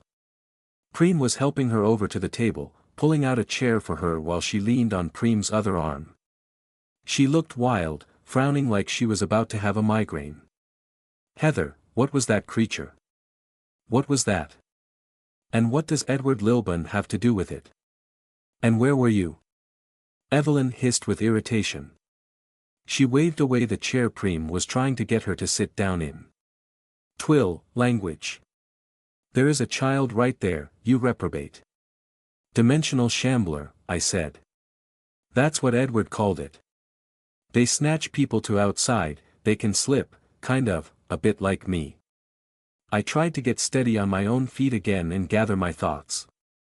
I had to go, don't linger, move now, before she returned and snatched anybody. And it's a she, a female, and sapient. Don't shoot her, please. I think Edward was training her with food, it's not her fault, but I can't stay here, she'll follow me instead of taking Natalie again. I think. I pulled my broken mobile phone out of my pocket and tossed it on the table, then started to tug at my hoodie, struggling to roll the waterlogged garment up and over my head. It was still soaked through with swamp water and mud, and now my skin was covered in sweat, so the fabric stuck to me and threatened to suffocate me if I got it only halfway up and over my head. I rammed 2 tentacles up inside and rolled my shoulders awkwardly, hissing with frustration, and trying not to think about the paradox of using my tentacles to remove a piece of clothing that they regularly pass through. Pneumosomatic flesh is weird, to say the least. Rain said my name. Heather, whoa, slow down a sec. She shot me only the briefest of glances, though she was right by my side. She was still holding her gun low and keeping her eyes up, waiting for the shambler to reappear. Talk to us, fill us in, yeah. There's no time for that. I growled with frustration as I got one arm stuck inside my soaking hoodie. Heather. The whip crack in Rain's voice shot through me like an electric shock applied to my backside, a hot grasp reaching up inside my belly, a leash around my brain stem. I froze, all except my tentacles still struggling with my hoodie. Panting, staring at Rain, blinking several times. Brain rebooting. Bless her, that was exactly what I needed. Yes. I said in barely a breath. Rain's eyes flickered to me, 1 second of full concentration. Tell us what you need, she said. I nodded with feeling, as if to placate the messenger of an angry goddess, and in a way, that was exactly who Rain served. I took a deep breath, trying to dial down the unfocused haste. I wouldn't be any good to anybody if I couldn't communicate. Evelyn grumbled through her teeth, actually, I would prefer a bit more planning than that. What the hell is going? The shambler appeared in the corner of the kitchen, as if she had stepped out from behind the wedged-open door, diagonally behind Lozzie. Head ducked low, shoulders jutting high, arms held out in a semicircle as if she was about to land a rugby tackle and slam Lozzie and Natalie to the floor. I screeched like a banshee and whipped out with all my tentacles, flushing them with warning coloration in red and yellow, pumping the skin full of paralytic toxins. But the shambler was already too close to her targets, the powerful muscles of her hind legs contracted and ready to spring. And I was at the wrong angle, constricted by the wet confines of my hoodie. I stumbled and lost my balance, clattering into a chair. Rain's handgun came up and around, but she hesitated, stalled by my heartfelt plea to spare the shambler's life. Evelyn stammered out a snatch of Latin, her hands hurrying across her bone wand, but she couldn't think fast enough. Twill roared like a prehistoric dire wolf and leapt past us in a bundle of fur and claw, but too slow, and she knew she couldn't risk touching the shambler. Natalie screamed into Lozzie's shoulder, grabbing at her as if trying to burrow deeper into the protection of her pastel poncho. Termy, bless his gentleman's heart, turned and hissed at the shambler, arching his back and fluffing his tail to make himself as big as possible. Lozzie looked up at the shambler from behind a thin veil of wispy blonde hair. Unsurprised, unconcerned, and unsmiling. No, she said, or rather, she sang, as a single note that seemed to blanket the air. To my amazement, the shambler hesitated. It was like watching a cat or a puppy encounter a lobster for the first time. Total confusion, faced with something beyond experience. The shambler paused, her musculature lost all the springy momentum of an impending pounce, uncertain what exactly Lozzie was. The creature's face was unreadable, of course. I doubted very much that slack-hanging jaw and noseless flat expanse and pair of wide eyes like pools of oil could show anything even vaguely approximate to a human expression. She hadn't evolved here, after all. But the physical response smashed through all boundaries to communication. Lozzie made the thing pause in shock and wonder. But not for long. The heartbeat passed and the shambler was already regathering herself, arms ratcheting outward for a bear hug, powerful thigh and calf muscles bunching like watermelons to throw her at her target. Luckily, one heartbeat was all we needed. Preem appeared, almost within arm's reach of the shambler. She'd marched around the table from the other side. Prim and proper and very straight-backed, Preem leaned in close as she dared. "Bad girl," Preem said, and the shambler flinched.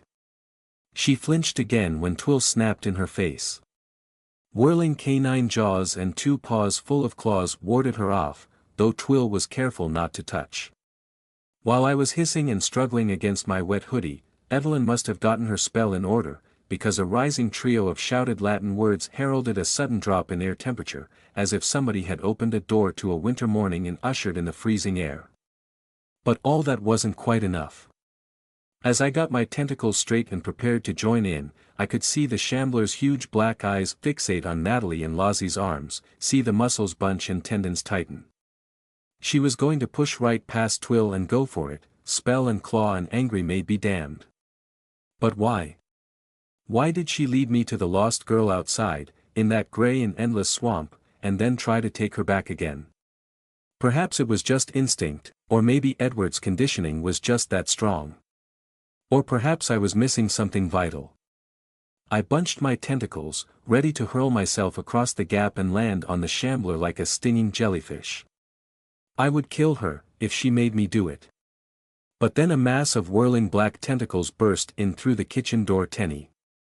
Trilling like a lepidopteran version of a rattlesnake, her tentacles spread in a corona of snapping mouths, her wings fluttering and flickering with dizzying patterns of oil-on-water light, and patterned with swirling colors like the inside of a fairy mound on hallucinogens. Tenny reared up between the shambler and Lozzie. The display was enough to make even Twill flinch and recoil. Evelyn's spell spluttered out and the cold snap shut off as Evelyn grunted with pain. Rain had to look away, wincing through her teeth. I even retracted my tentacles with an instinctive flinch.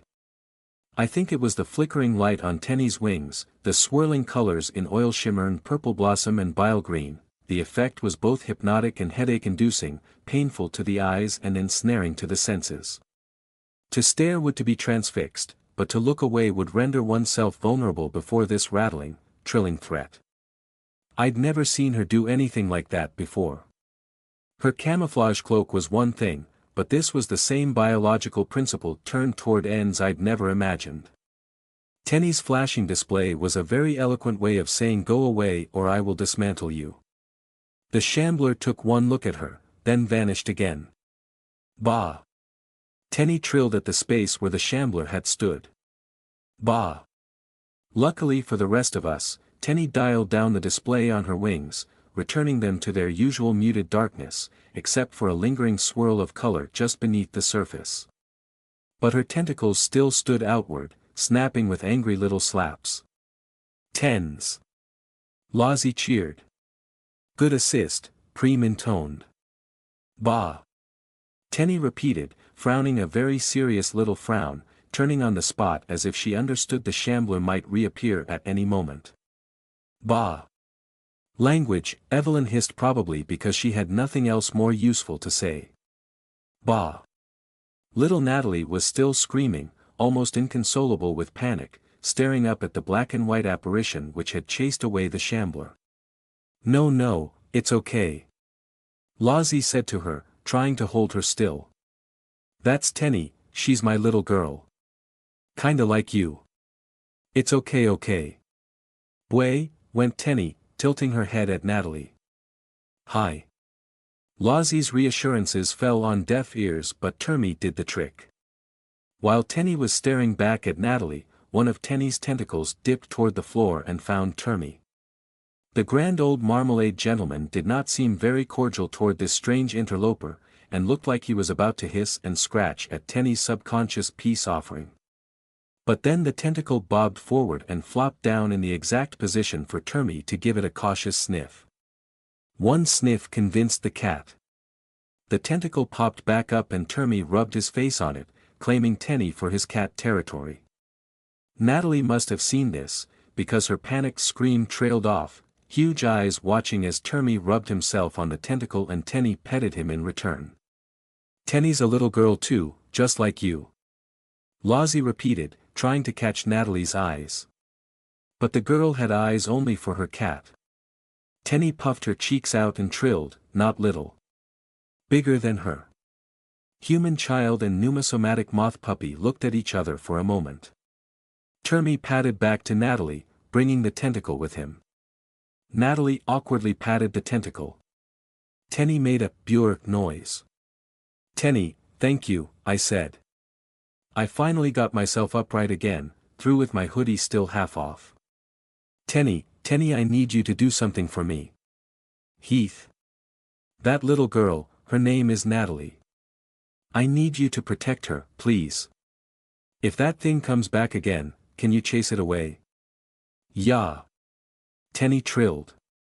She puffed herself up, tentacles wiggling, pulling back her coal-black lips in a big smile. But whatever you do, don't touch it, okay? You mustn't touch it. In fact, keep one tentacle wrapped around Lozzie's arm. Can you do that for me? Tenny nodded and did exactly as I requested. In a moment, Natalie, Lozzie, and Tenny were all bound loosely together. Termy seemed a bit nonplussed and reluctant to join in, but I doubted very much that the shambler would try to spirit away the cat all by himself. He was peering at something in the front room. I craned my neck and spotted Whistle by the foot of the stairs. Ah yes, that was exactly what we needed amid all this, a feline to canine standoff. Heather, Rain reminded me, gently but firmly. What do you need? I sighed and tugged at my incredibly wet hoodie, still hanging off me like a dead fish. First I need to get out of this, so I can move. Help me, please, before the shambler comes back. With some deft handiwork, though not before giving her pistol to Preem to hold, Rain managed to get my hoodie up and over my head. I felt several pounds lighter, and I probably was. She dumped it on the floor with an apologetic wince to Preem. Floor is better than table, Preem said. Twill clicked her tongue. Washing machine is gonna struggle with that mess. No, said Preem. What next? Rain asked me. Talk to us, Heather. I can lead the shambler away. I said, hopping and bouncing as I yanked my wet socks off my feet as well. And I've got to go after Edward. I can catch him. Wait. Evelyn snapped. She was still gripping her bone wand, though it didn't quite conceal her shaking. You know where he is? Heather, you found the bast. Evelyn flickered a glance at Natalie, still shivering in Lozzie's hug. You found him? I shook my head. Not the real him. A fake, like he was using before, but if I can touch it then I might be able to trace the control back to him, if he's still there. But he might be gone, I don't know, but I have to try. I spoke too fast as I half considered stripping out of my trousers too, but I decided against it. Didn't want to get arrested for public indecency, if we ended up elsewhere. I need shoes. Shoes. Twill darted into the front room. On it. Heather, Evelyn said, visibly losing her temper with me, in the name of God, please, explain. I took a deep breath and steadied myself, then locked eyes with Evelyn. She blinked, as if surprised by something she saw deep inside me. Edward interrupted our slip home, I said. He did it with some kind of machine, I don't understand. Lozzie, it wasn't your fault that first time, you didn't do anything wrong. Lozzie let out a tiny sigh and went, pooh. I hurried on. He wanted to talk to me, but I think it was some kind of ploy, a cover for something else, but I can't figure out what. He was in a magic circle as a protective tripwire and he claimed that it wasn't really him, just a vessel. Rain nodded. Like that time at the pub. Yes. Exactly. We couldn't contact you, Evelyn snapped. And Lozzie couldn't locate you either. I shook my head. He had some kind of Faraday cage, around a cottage. That's where the slip took me. A cottage in Devon, or at least that's what he was claiming. I never got out into the garden to check where we were. Devon? Evelyn pulled a disgusted face. Bourgie fou, she covered the rude word with a cough. And he had the dimensional shambler too, I said. And set her on me with some kind of command. She took me outside, where he's been feeding her stray animals, pets, stuff like that. And Natalie. I pointed at the girl. But the shambler hadn't eaten her. She led me to the girl, to rescue her. I'm certain the shambler didn't really want to kill and eat her at all. She's from here, well, from Manchester. But I rescued her. Rain bit her lower lip in thought. Evelyn frowned hard. Then what the hell is it doing now? I don't know. But if I drop in on Edward right on his head I might be able to catch him. Rain frowned at me in concern. Heather, you're steaming. At first I thought she was being poetic. But then Rain pressed a hand to my forehead and I felt such cool relief. She wasn't exaggerating, I was burning up as if in the grip of a fever, my skin hot enough to begin drying my t-shirt and soaked trousers. It's the reactor, I said. I need to dial down, ease down, I'll be okay. Twill jumped back into the kitchen with her arms full of shoes, not just my trainers. She dumped them on the floor, kicked mine toward me, and slammed her feet into her own trainers with a 1-2 stomp. Let's go then, she cheered. Come on, let's kick his arse so hard he can taste his own. Twill, Evelyn grumbled. Twill cut herself off, but not without a huge grin plastered across her face. She shot me a big thumbs up. Well done, Big H, well done. We've got him, right? Wait, no, I stammered. Like I said, it's only a remote-controlled vessel, and it's just. I hadn't expected this. Everything was moving too fast, spinning out of my already tenuous control.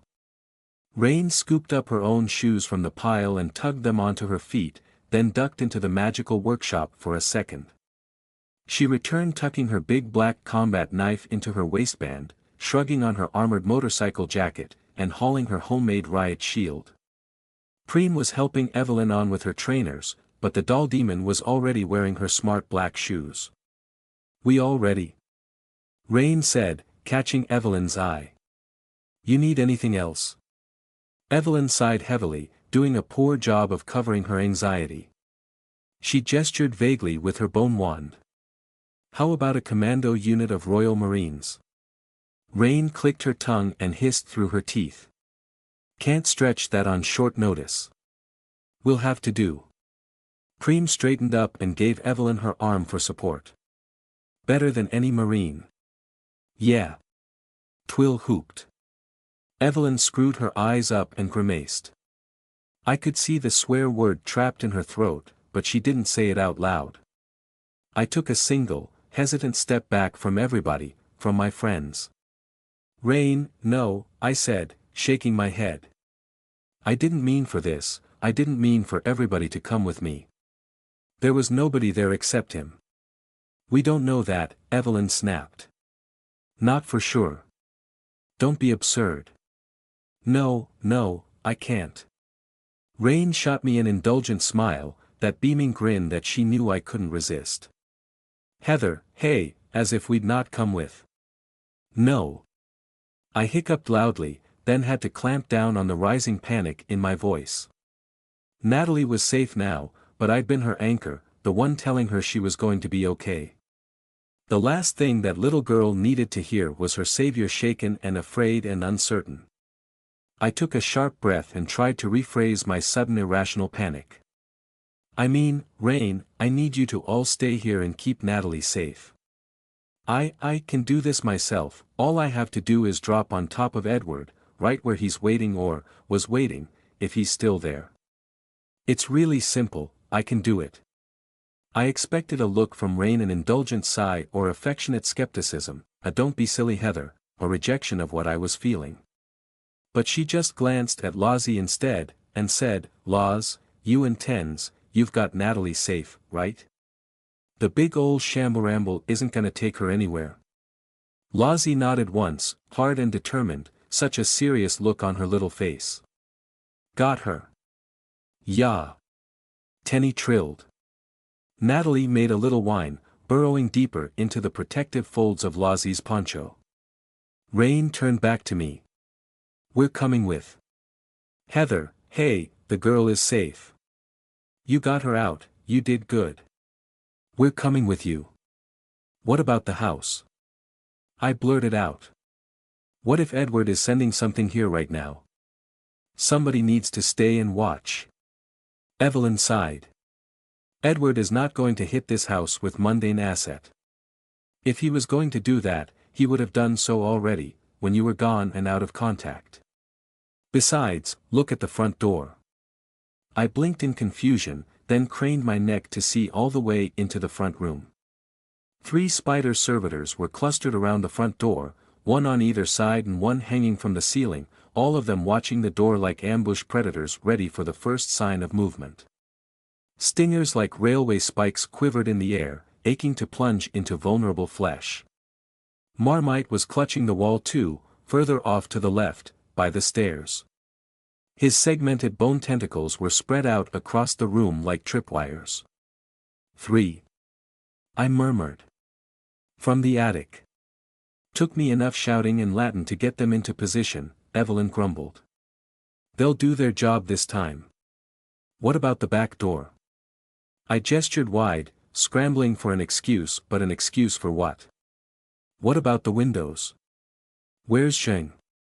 "On her way home," Rain said. "I called her the moment you went missing, she's already on her way back. 10 minutes, tops." "Can we wait 10 minutes?" Evelyn scoffed. "She'll want to come too." "Then we go, now." Rain said. "Heather, you ready for this?" "Yes, but I can do this myself, Evelyn snorted. "Oh yes, I'm absolutely going to let you drop yourself straight into the field effect area of an unknown magic circle. Don't be totally absurd, Heather.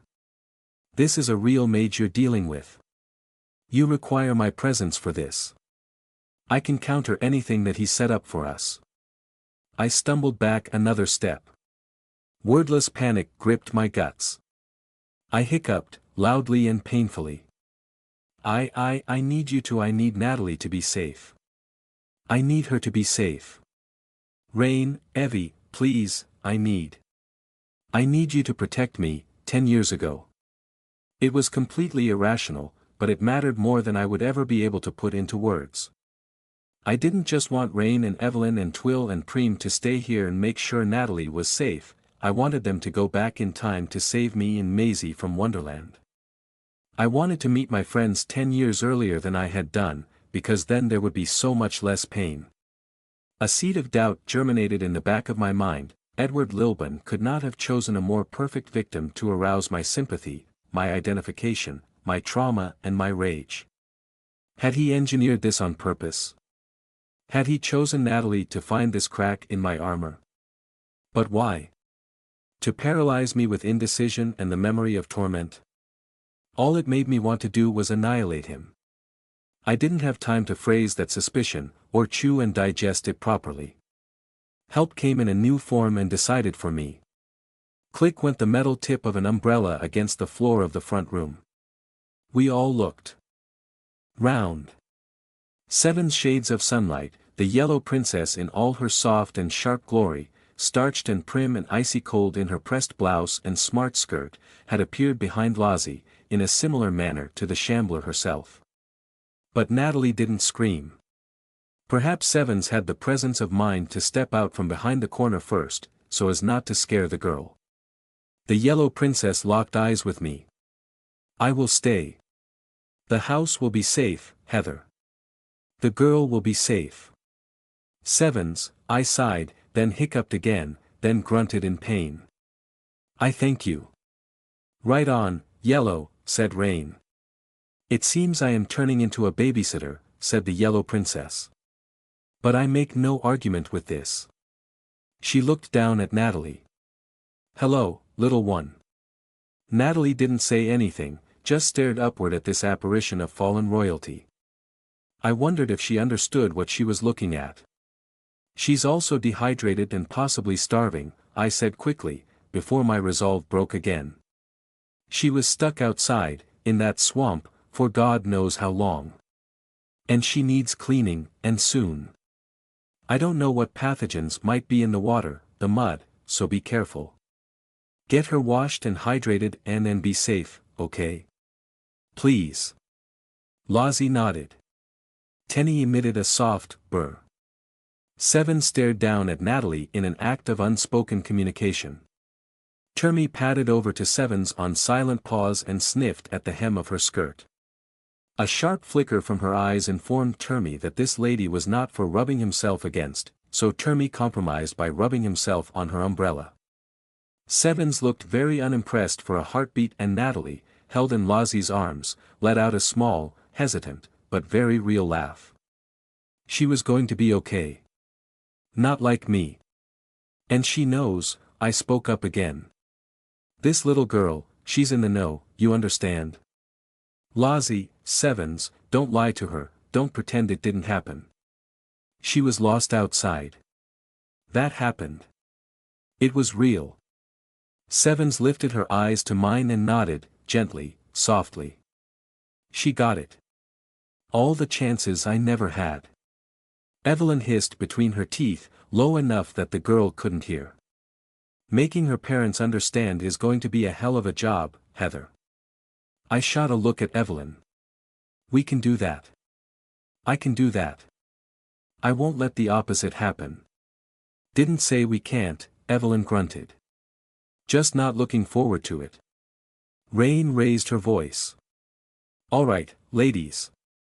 Make a chain. Hands and feet inside the ride, brace for impact, we're going in hot. I bit my bottom lip, thinking hard. I'm going to have to slingshot us around Camelot. I think I can do this in one go, I think. Twill thumbed over her shoulder, back into the magical workshop. What about the big spooky doorway? Evelyn shook her head sharply. Gateway is too slow, too many other risks. No. We go with Heather. I trust her more than my own failsafes. We got in position with the minimum amount of fuss, despite never having done this before. On one side, Rain linked her arm with mine, handgun and knife tucked safely away inside her clothes, her other arm holding onto her homemade riot shield, ready to cover me from the front. I wrapped 2 tentacles around her, for safety. On the other side, Preem linked her arm around my other elbow, then held Evelyn around the middle. A bit undignified, but very safe. Evie scowled and gritted her teeth and readied her bone wand in both hands, walking stick tucked under her armpit, concentration etched on her brow. She relaxed a fraction when I put a tentacle around her shoulders and held on tight. Twill stepped in on Preem's other side and hooked an arm around the doll demon. I wrapped another tentacle around her waist, which made Twill go goop, in surprise. "Hey, do we need a countdown?" Rain asked. "Countdown to launch?" "If anybody is counting down, it'll be me," I said. "Just brace, this will only take a second once I do it. Every combat drop needs a countdown. On my mark." Evelyn hissed. "Don't call it that, Rain, for pity's sake." "Combat drop," Preem echoed. "Not you too," Evelyn grunted. "Don't you dare jinx us." "On my mark," said Preem. Rain laughed. "Preem gets it."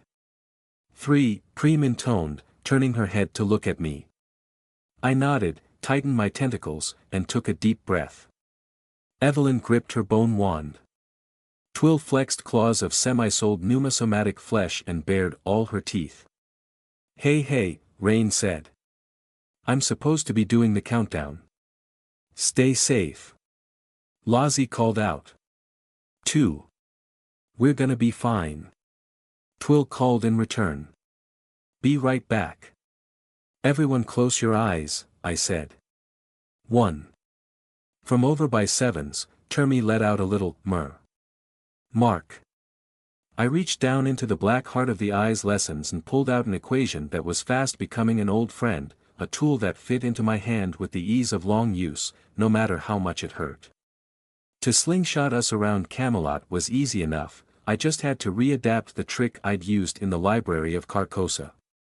Double the equation on top of itself, leave half of it unsaid, unthought, and used until we were riding the membrane. Teleportation could be achieved, at a high price in blood and pain. The pieces slid into place, slamming across the surface of my mind in bloody hot runnels through my neurons, leaving burned flesh and seared thoughts behind. And in that last split second as reality folded up like a collapsing paper bag, as Twill hooped and Rain braced and Evelyn screwed her eyes up tight against a horror she knew all too well, as Lozzie hugged Natalie tight and Sevens raised her chin to watch us go, the dimensional shambler stepped out of the air right in front of my closing eyes.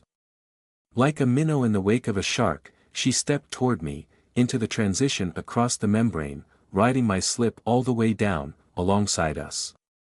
Out. A membrane-skipping slingshot was not an easy feat.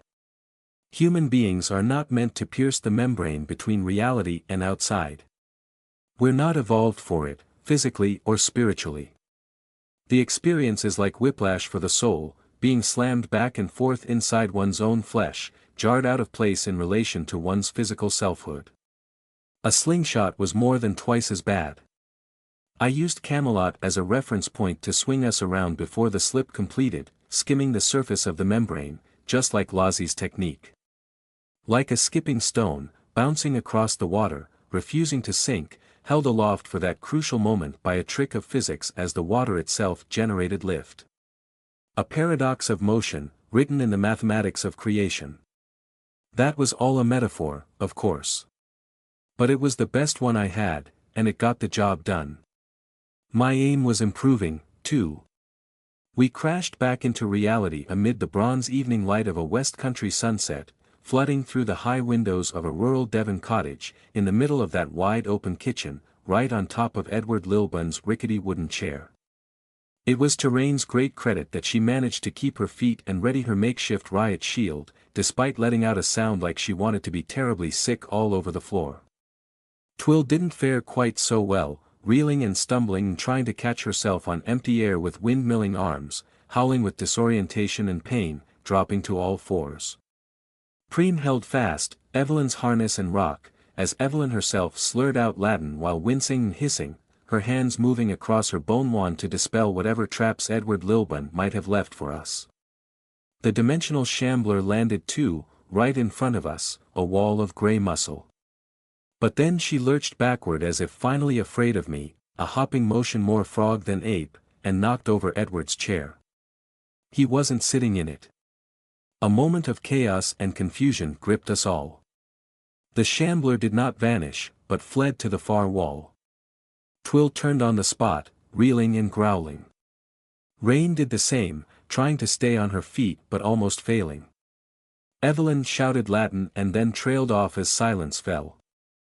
I gritted my teeth against the headache pain and lashed at the empty chair with one tentacle, blood running freely from my nose. He's not here. No. Gone, Rain said. Maybe he's still around. Twill howled, grunting and gripping her own face with the pain and disorientation of the slip. And what the hell is that thing doing? She waved a hand at the shambler. A rough, reedy, raspy voice floated from the corridor beyond the kitchen, or perhaps from deeper in the house, or perhaps upstairs. She awaits her master's voice, said Edward Lilburn. His words seemed to come from everywhere and nowhere, then from outdoors, as if floating through the high windows on one side of the kitchen. We all turned every which way, as if expecting attack from anywhere. Do you know what magic is good for? Edward continued. One of the windows was open just a crack. The voice narrowed, came from there, undoubtedly. He was out in the garden. Very little, in fact, said Edward, as we picked up our feet and began to move. In all the confusion, the adrenaline, the need to hunt him down, I almost missed the sardonic melancholy, the resignation in his tone. Very little indeed. But you are going to help me make use of it, whether I like it or not. Aren't you? I would love to say that my friends and I rushed out of that cottage kitchen, tumbled through the corridor toward the back door, and shot out into an overgrown garden in some forgotten corner of rural Devon, bathed in the bronze sunlight of early evening. Like the righteous avenging heroes in a puerile fantasy story, arriving at the moment of maximum atmospheric drama, to confront an evil wizard for all his cruel misdeeds inflicted on the innocent and the helpless. We didn't do that, of course. If we were the sort of people who went gallivanting around like that, we would have all died long ago, and Edward wouldn't have had anything to worry about. Alas, if one's response to the hidden supernatural truth of the world is to dress in lycra, strap on a utility belt and charge into every situation crying, "Yield, villain," then one doesn't tend to last very long. Those who survive their baptism of the otherworldly tend to learn a habit of paranoia, or at least a dose of healthy caution. However much we might gently jibe Nicole for her aversion to involvement in the supernatural, or pity Kimberly for her crippling fear of magic, or even look down on Jan for her self-admitted avoidance and cowardice, theirs was by far the more rational response. The sensible thing to do when one discovered that magic was real and the world was filled with hidden monsters was to run far away and never look back, or somehow acquire a small arsenal of illegal weaponry and live in a bunker. Even Rain, with her leap-first philosophy and boundless confidence, was far more cautious and careful than I sometimes gave her credit for.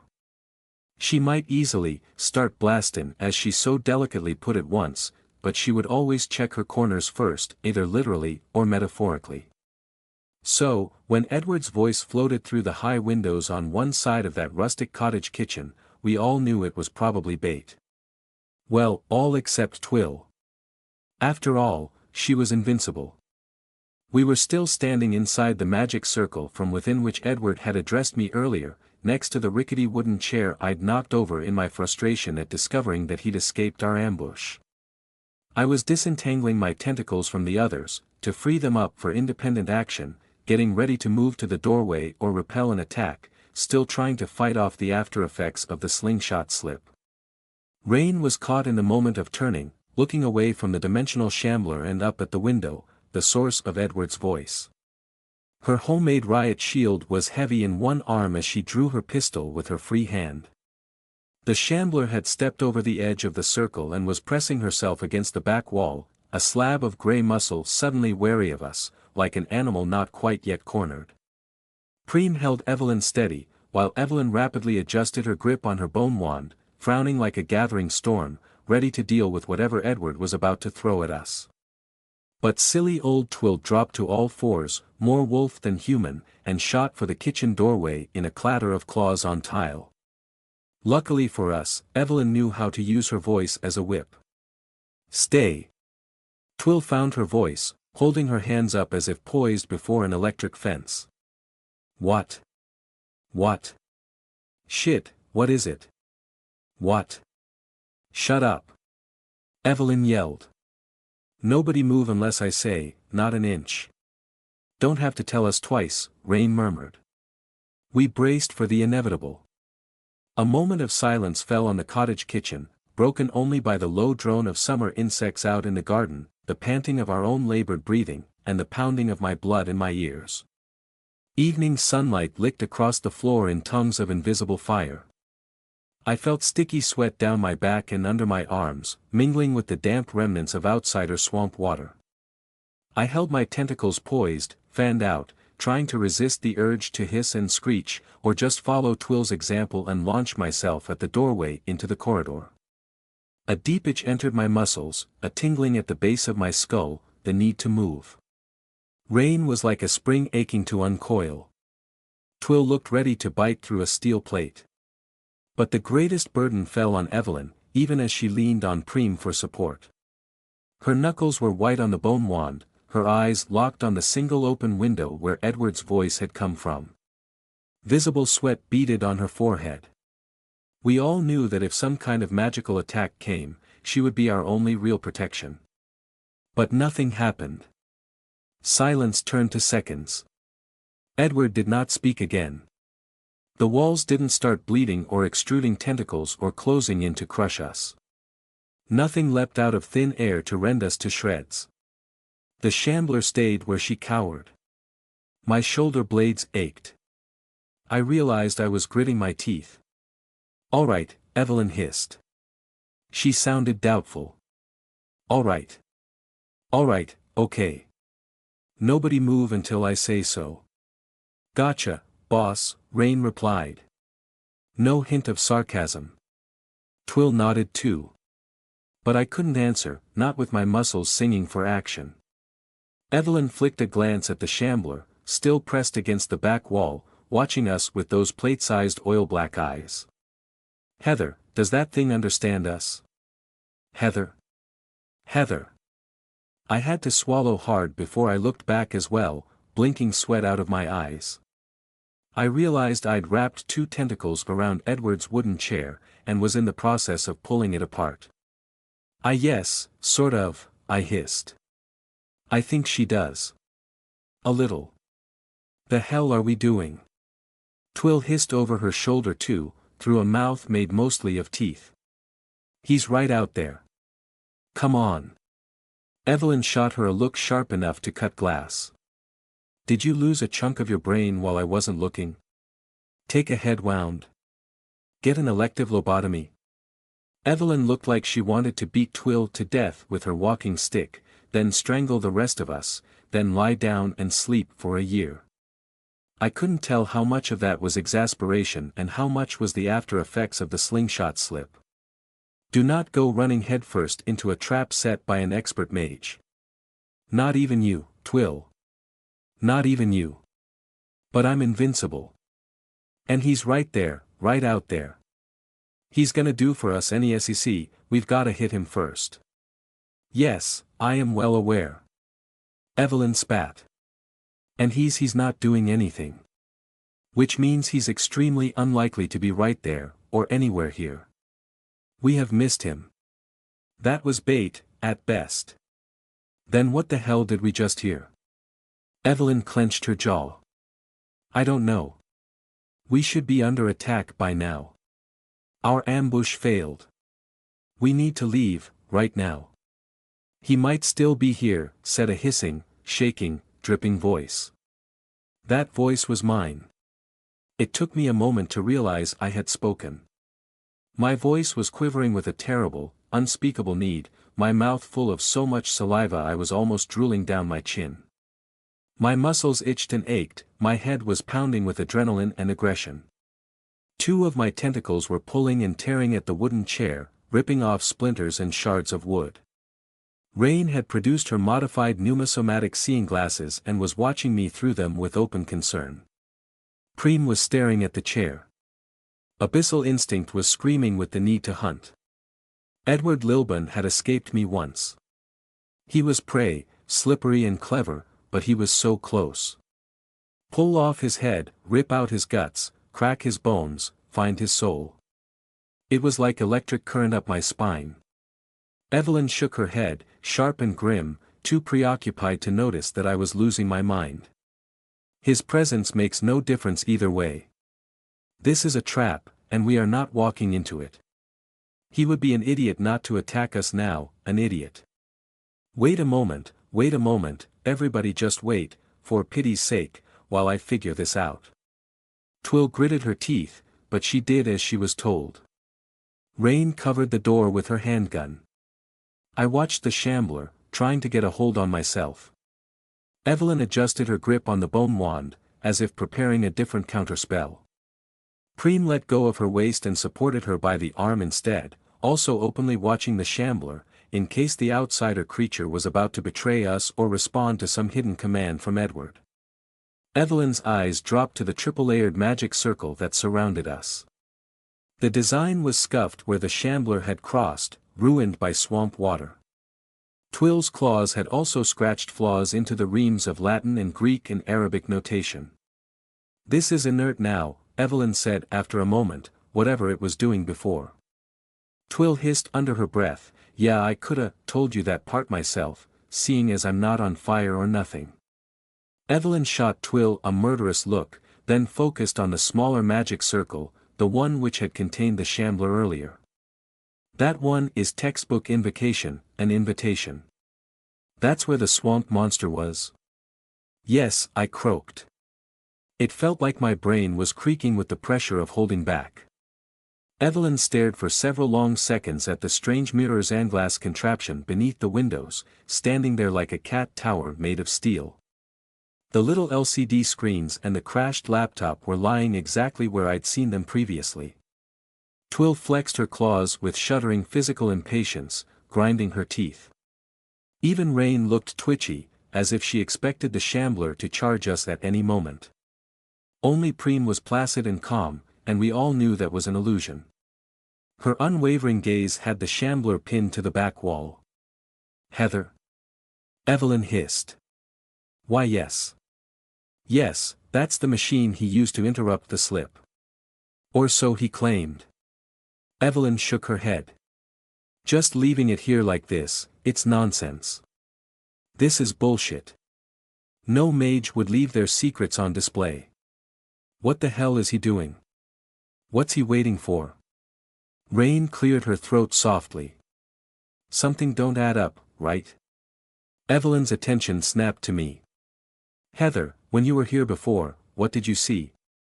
She jabbed with her bone wand, out at the double doorway which led into the corridor. Anything around that door frame? Anything in the corridor? Anything at all? I shook my head, trying to focus. Nothing. No circles, no traps, not that I saw. The door to the garden is on the left. I pointed upward, at the bank of small, high windows in the wall. And there's the Faraday cage beyond that. Rain hissed between her teeth. Doubting very much that's just a Faraday cage. Quite, Evelyn huffed a humorless laugh. This is making less and less sense. He should be attacking us right now, he should be trying to murder us. He should have wired this room with explosives or chlorine gas, even though I can defend against those things, maybe. Her hands tightened further on her bone wand. That's what I would have done. This doesn't add up. Retreat or advance? Rain prompted. Come on, Evie, don't get snagged up. Don't force me into executive decision mode. I'm not getting bloody well snagged up, she snapped back. I don't understand this. Ha, Evelyn barked. As if. She spoke like she was chewing bricks. He's not attacking us, but he knows that would make us paranoid, knows that I would read that as a false sense of security. Does he expect us to step out there? Or to slip into the garden, to avoid it? Or tch? She tooted, staring at the open doorway, then the window. She looked like she was going to burst a blood vessel. I'd never seen her so paralyzed by indecision before. She bit her bottom lip so hard I fear she might draw blood. Rain repeated herself. Retreat or advance? Now, Evie. Aw shit. Twill hissed. Seriously? Rain exhaled with obvious relief. Discretion is the better part of valor and all that. Come again another day, said Preem. Abyssal hunting instinct screeched and writhed inside my chest, like a monster struggling to be born. But, I croaked. What if he is out there? What if Twill is right? My mind was chewing on this idea, turning it over and trying to worry through meat and crack bone to reach the core, the marrow, the truth of the matter. I felt like the idea was on the tip of my tongue, but I couldn't think straight, the need to hunt was blotting out everything else.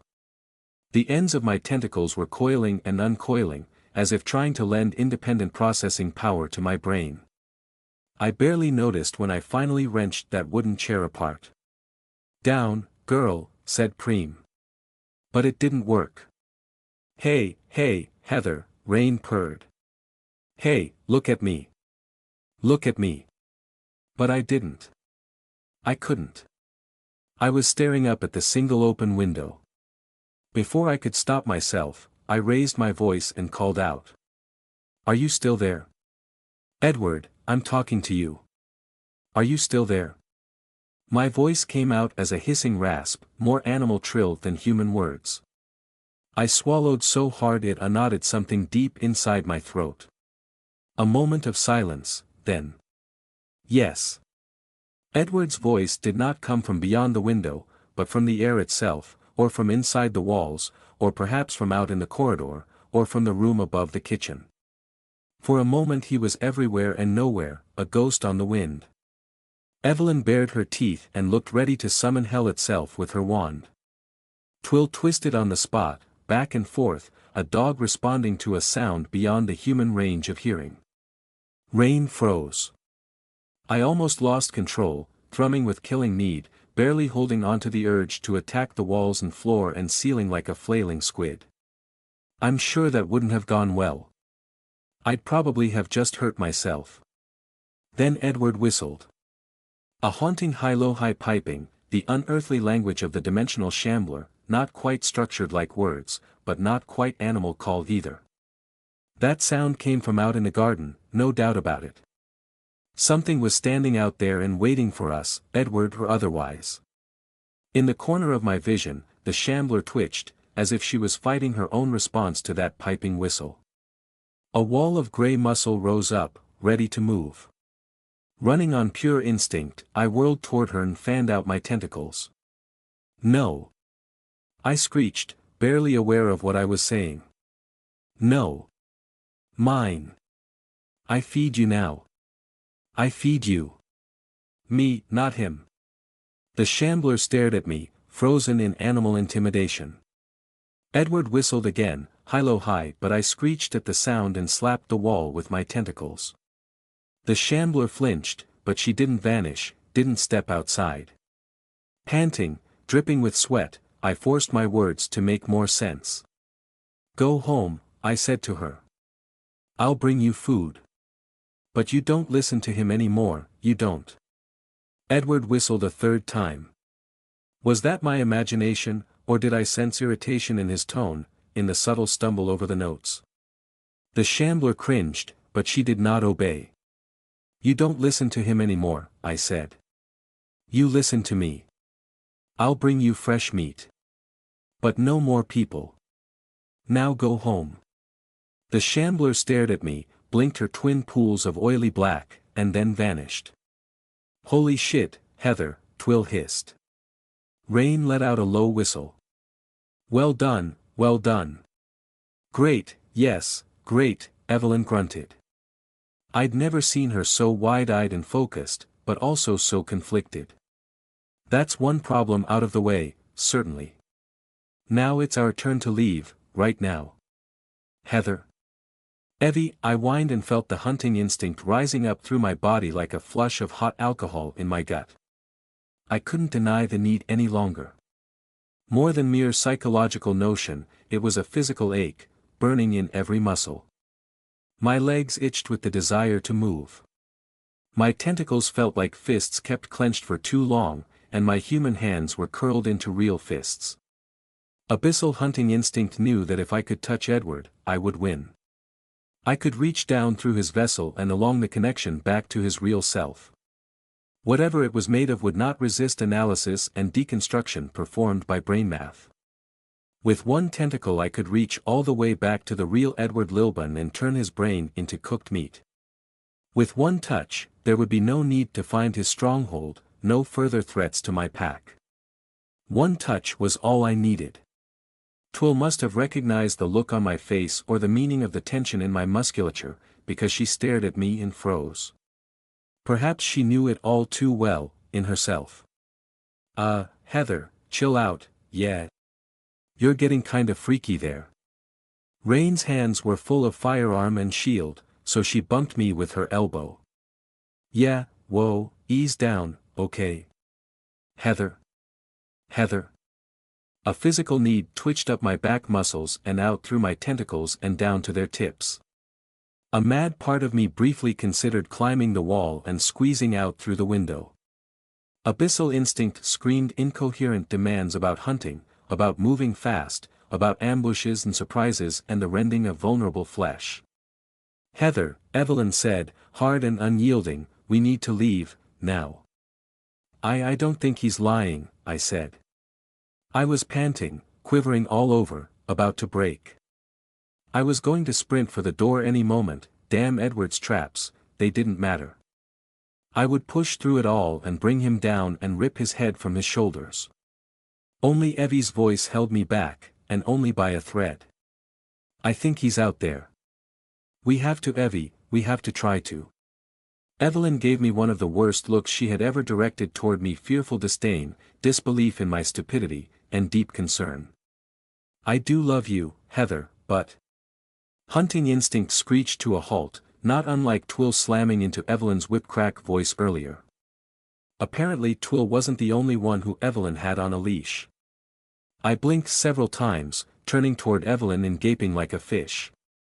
But Evelyn didn't seem to realize what she just said out loud. She was too afraid and too exasperated to care. Hunting instinct had run aground, mostly on the force of Evelyn's emotional outburst and her unintentional admission of love, rather than the appeal to my intellect. I blinked hard, hesitating, feeling like I'd slammed head first into a brick wall. This is not a boss fight, Heather, she raged on when I didn't answer right away. You don't kill mages by running at them and screaming a war cry, not one as old as Edward. Not unless you're Zheng, and probably not even then. Rain cleared her throat softly. Skinda what we did, once. Evelyn didn't even have the spare capacity to shoot a deadly glance at Rain. Her attention bored through me, angry and outraged that I would risk us like this, that I would risk myself. We are in a trap. We are leaving, right now. How many more times must I say it? Her voice did not rise into a shout, but grew sharp and dark. Am I your strategist, or not? Yes, okay. Right. I put my hands up in surrender. Tentacles too. I felt like such an idiot, as if I'd been in the grip of lust and Evelyn had dumped a bucket of freezing water over my head to bring me round. Okay, but we can't just leave this house here, and that. I gestured at the steel and glass cat tower thing beneath the windows, hooked up to the fried laptop. And whatever else he's doing here. Evie, there might be other victims like Natalie. We can't just run away. Evelyn's inner steel refused to bend. We can too, but we're not running away. What? Twill sounded just as confused as I felt. Yeah, hey, what? Tactical retreat? Rain asked. Come again another day, Preem intoned. Tactical retreat and regroup, yes, Evelyn said, still speaking to me and me alone. We've lost the man himself, he's already gone, but we can pick over whatever's left. Heather, you said this house is in Devon, near Salcombe. That's what Edward said, right? Yes, that's right, but if he didn't lie, doubtful, and if we can identify the cottage from a map, can you drop us in on a nearby hill, or road, something like that? Near to the house but not in the garden itself, because I'm certain that's where he's laid his trap. Can you do that? I boggled at Evelyn with muted awe. She had a twinkle in her eyes, that gleam of genius that made her shine like no other. My strategist. I don't know, but I can try. If I can't, Lozzie might be able to. I think. Evelyn nodded once, curt and hard. Good enough. Heather, do you trust me? Do you trust this plan? Of course. Then take us home. Get us out of here before something else goes wrong. Hear, hear, said Rain. Evelyn didn't wait for acknowledgement. She crammed herself against my side, practically dragging Preem along with her, though I had no doubt that the doll demon was still supporting her weight.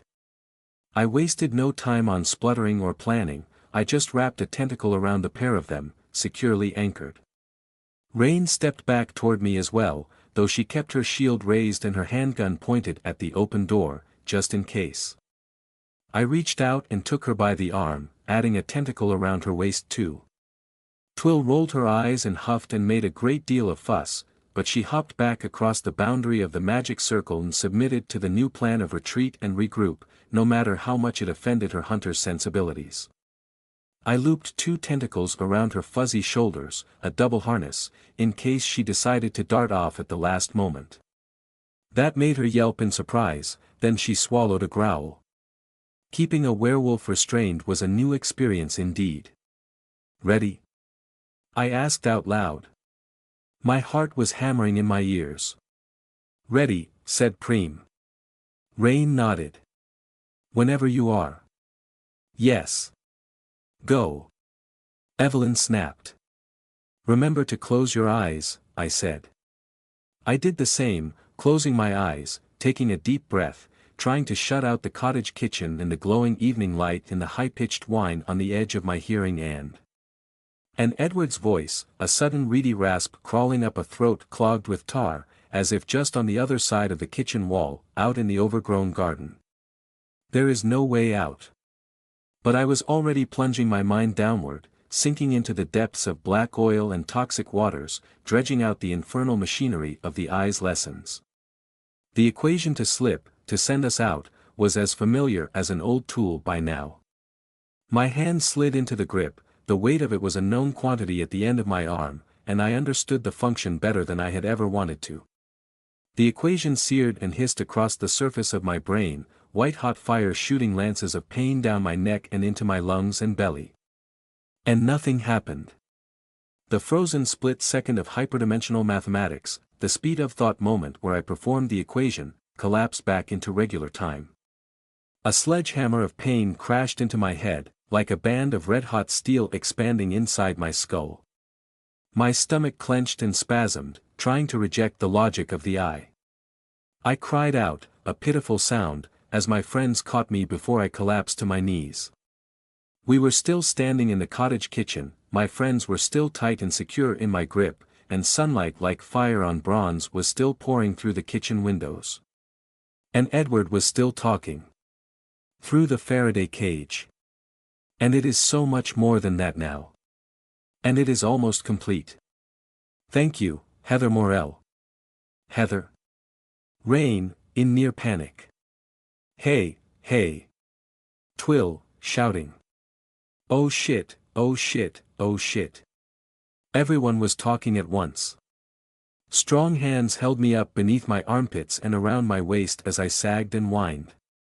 I tightened my tentacle anchors around my friends, and not a moment too soon. Twill tried to dart forward, panicking and heading for the door again, but my grip on her shoulders was too secure. She yanked all of us forward, hard enough to jar my suddenly tender head and stomach and make me cry out. But she came up short, like a dog on a choke chain, yelping as she sprawled on the tiles. "Evie," Rain was saying. "Evie, we're gonna have to shoot our way out. Get ready, okay? Time for some old-fashioned violence. Preem, with me. Evie, stay behind us and—" "No," I wheezed. Just a second, I can." This wasn't the first time an attempted slip had fizzled out into nothing. It wasn't anything like Alexander's dead hands, reaching up from beyond the grave. Every time the lingering soul of Alexander Lilburn had stopped me crossing the membrane, I had felt the slip begin and then felt the hands on my ankles, the dragging weight of metaphysical fetters on my flesh. But this nothingness, as if the equation hadn't functioned at all, this had happened only once before. Back when the Sherrowford cult had sent Zheng to kidnap me, when they'd bullied and abused and threatened Lazi into opening our experimental gateway, and they dragged me through into their pocket dimension that linked to the castle, I'd tried to escape by going outside. And it hadn't worked. I had solved that situation with the bright idea of knocking Zheng's arm off. But I had never forgotten that feeling of null action, of the equation being correct but simply doing nothing, as if it referred to a quality of reality that was missing in that space, that dimension, that pocket of redefined unearthly substrate. Edward Lilburn had replicated the trick with a magically modified Faraday cage. He'd figured out how to imprison Lazi. I like to imagine that thought gave me the burst of determination and energy. More realistically, it was my bioreactor spinning up, pumping my veins full of exotic abyssal compounds that shouldn't exist inside the human body. "Shoot our way out," Evelyn was saying to one side of me. Her hands creaked as she tightened them around her bone wand. "I hate this. I hate it. We can't step out there. Everything about this is a trap. We can race for the other door." That was Twill. Rain raised her voice. "Everyone stay behind me and—" With a deep, lung-ripping gasp, I reared up in my friend's grip, made a sound like an asthmatic chimpanzee, and slammed my mind back into the dripping black relics of the eye's lessons. This cage should not exist metaphysically or morally. It was an affront, an offense, an obscenity. A cage for Lazi could not be allowed to exist. However the dimensional shambler stepped between worlds, it clearly wasn't reliant on the same method as me, but I didn't have time to reverse engineer an entirely different way of moving. Instead, I ran the equation again, the brain math to take us outside, but this time I didn't treat it like a familiar old tool or an automatic reflex. I ran it like a machine with a missing component. Part of the equation simply did nothing, couldn't find purchase inside this bubble of artificial constricted reality. I had to take it slowly, which was a special kind of torture. A second, perhaps 2 seconds, where I hung in my friend's arms and screamed and bled from the eyes and nose. Piece by burning, hissing, toxic piece, I reconstructed our way out. And there it was, one element of the equation, one set of figures in the language of creation itself which did not apply here, in this space, this affront, this heresy to reality itself that Edward Lilburn had constructed. I constructed a tool of my own. A response, an answer, an enzyme, shaped using the knowledge of the piece of equation that didn't work. An enzyme bomb, a compacted ball of potential compressed so tight it was ready to explode in a screeching wave of nullification and reversal. Metaphor breaks down at the bleeding edge of hyperdimensional mathematics, human language begins to fail. Enzyme was the best descriptor I had. At the speed of thought, I crafted the opposite of whatever Edward's magical Faraday cage was doing to the surface of reality. Then I detonated it. The others later told me that there was an audible sound, quite a loud sound, in fact, and not from me. As I cried out in pain with the technical difficulty of the brain math, a great cree-keek-ping screeched all around us, just beyond the walls of the cottage. Metal stress, we later discovered, as the entire chicken wire Faraday cage was subjected to pressures it was never designed to endure. But I didn't hear the sound. I was too busy grasping the levers of reality once again, burning the flesh from my hands, right down to dripping fat and blackened bone. Close your eyes. I croaked. Out we went, with no cage or prison to stop us. Our return to number 12, Barnslow Drive was more than a little anticlimactic. It felt a bit like going out on a specific errand, but returning without getting anything accomplished, because one had forgotten one's purse on the top of the washing machine. Well, that, and we were planning to head right back out as soon as we were ready. We may have failed in ambushing Edward Lilburn himself, or perhaps we had put one foot into his trap before wrenching at the jaws to free ourselves, but that didn't mean we couldn't come at the situation from another angle. It didn't mean there was nothing to be salvaged here and no further responsibility to fulfill. We landed in the usual big mess of headaches and nausea, of course, right in the middle of the magical workshop. I was bleeding from my nose and eyes, getting it all down my face, and so I missed the first few minutes of safety checking and recovery, as I sat in a heap on the floor and clutched at my head and stomach, trying not to vomit. That was some extreme brain math, and I was still reeling inside, throbbing and aching, trying to feel human again. Edward Lilburn had not sent men with guns to capture Lozzie, or if he had, they must have taken one look at the spiders guarding the front door and skedaddled sharpish. Everyone was exactly where they were supposed to be. Lozzie and Tenny were still guarding Natalie in the kitchen. They'd wiped her face clean, gotten her sat in a chair, and were busy helping her drink a very large glass of apple juice. They hadn't gotten much further, but we'd only been gone for about 5 minutes. I felt a strange embarrassment at our jumbled explanation of what was going on. In a way, I had failed to slay the evil wizard. I didn't want to explain that to Natalie. She was too young to understand. Sevens was there too, sitting in the opposite chair, with a very comfortable-looking Termy in her lap.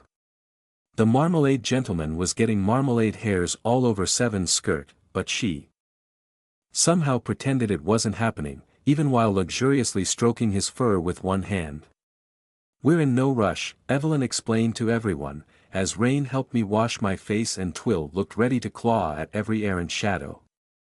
Evie planted her walking stick firmly as she spoke, which was undermined only slightly by Preem forcing a glass of water into her free hand.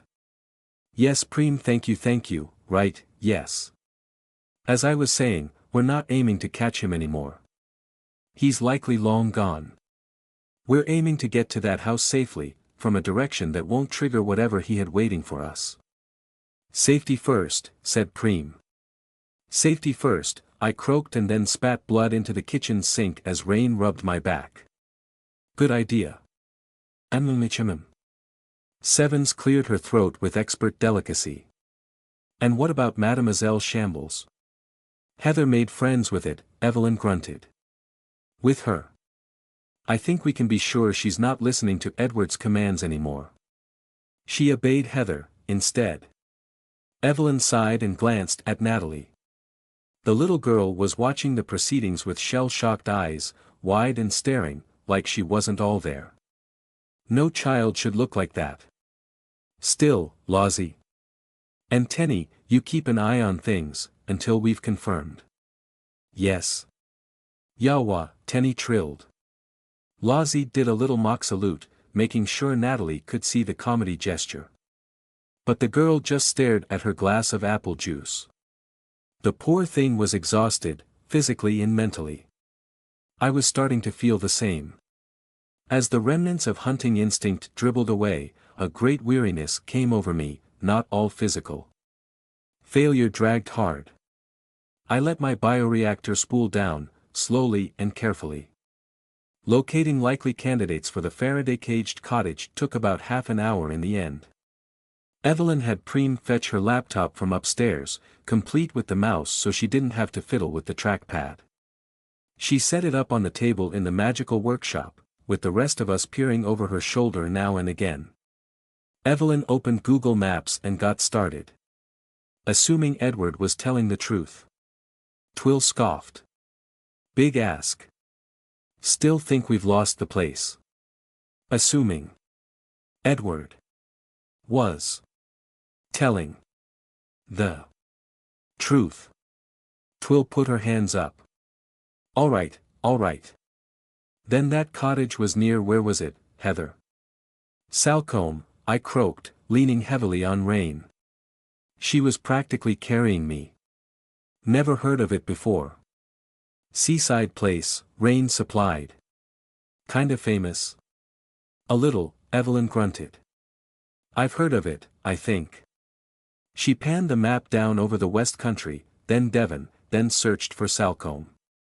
The map zoomed in on an area that was all little seaside towns and picturesque villages clustered amid a patchwork of fields, all bracketed from below by the endless deep blue of the sea and a thick, sluggish estuary on the eastern side.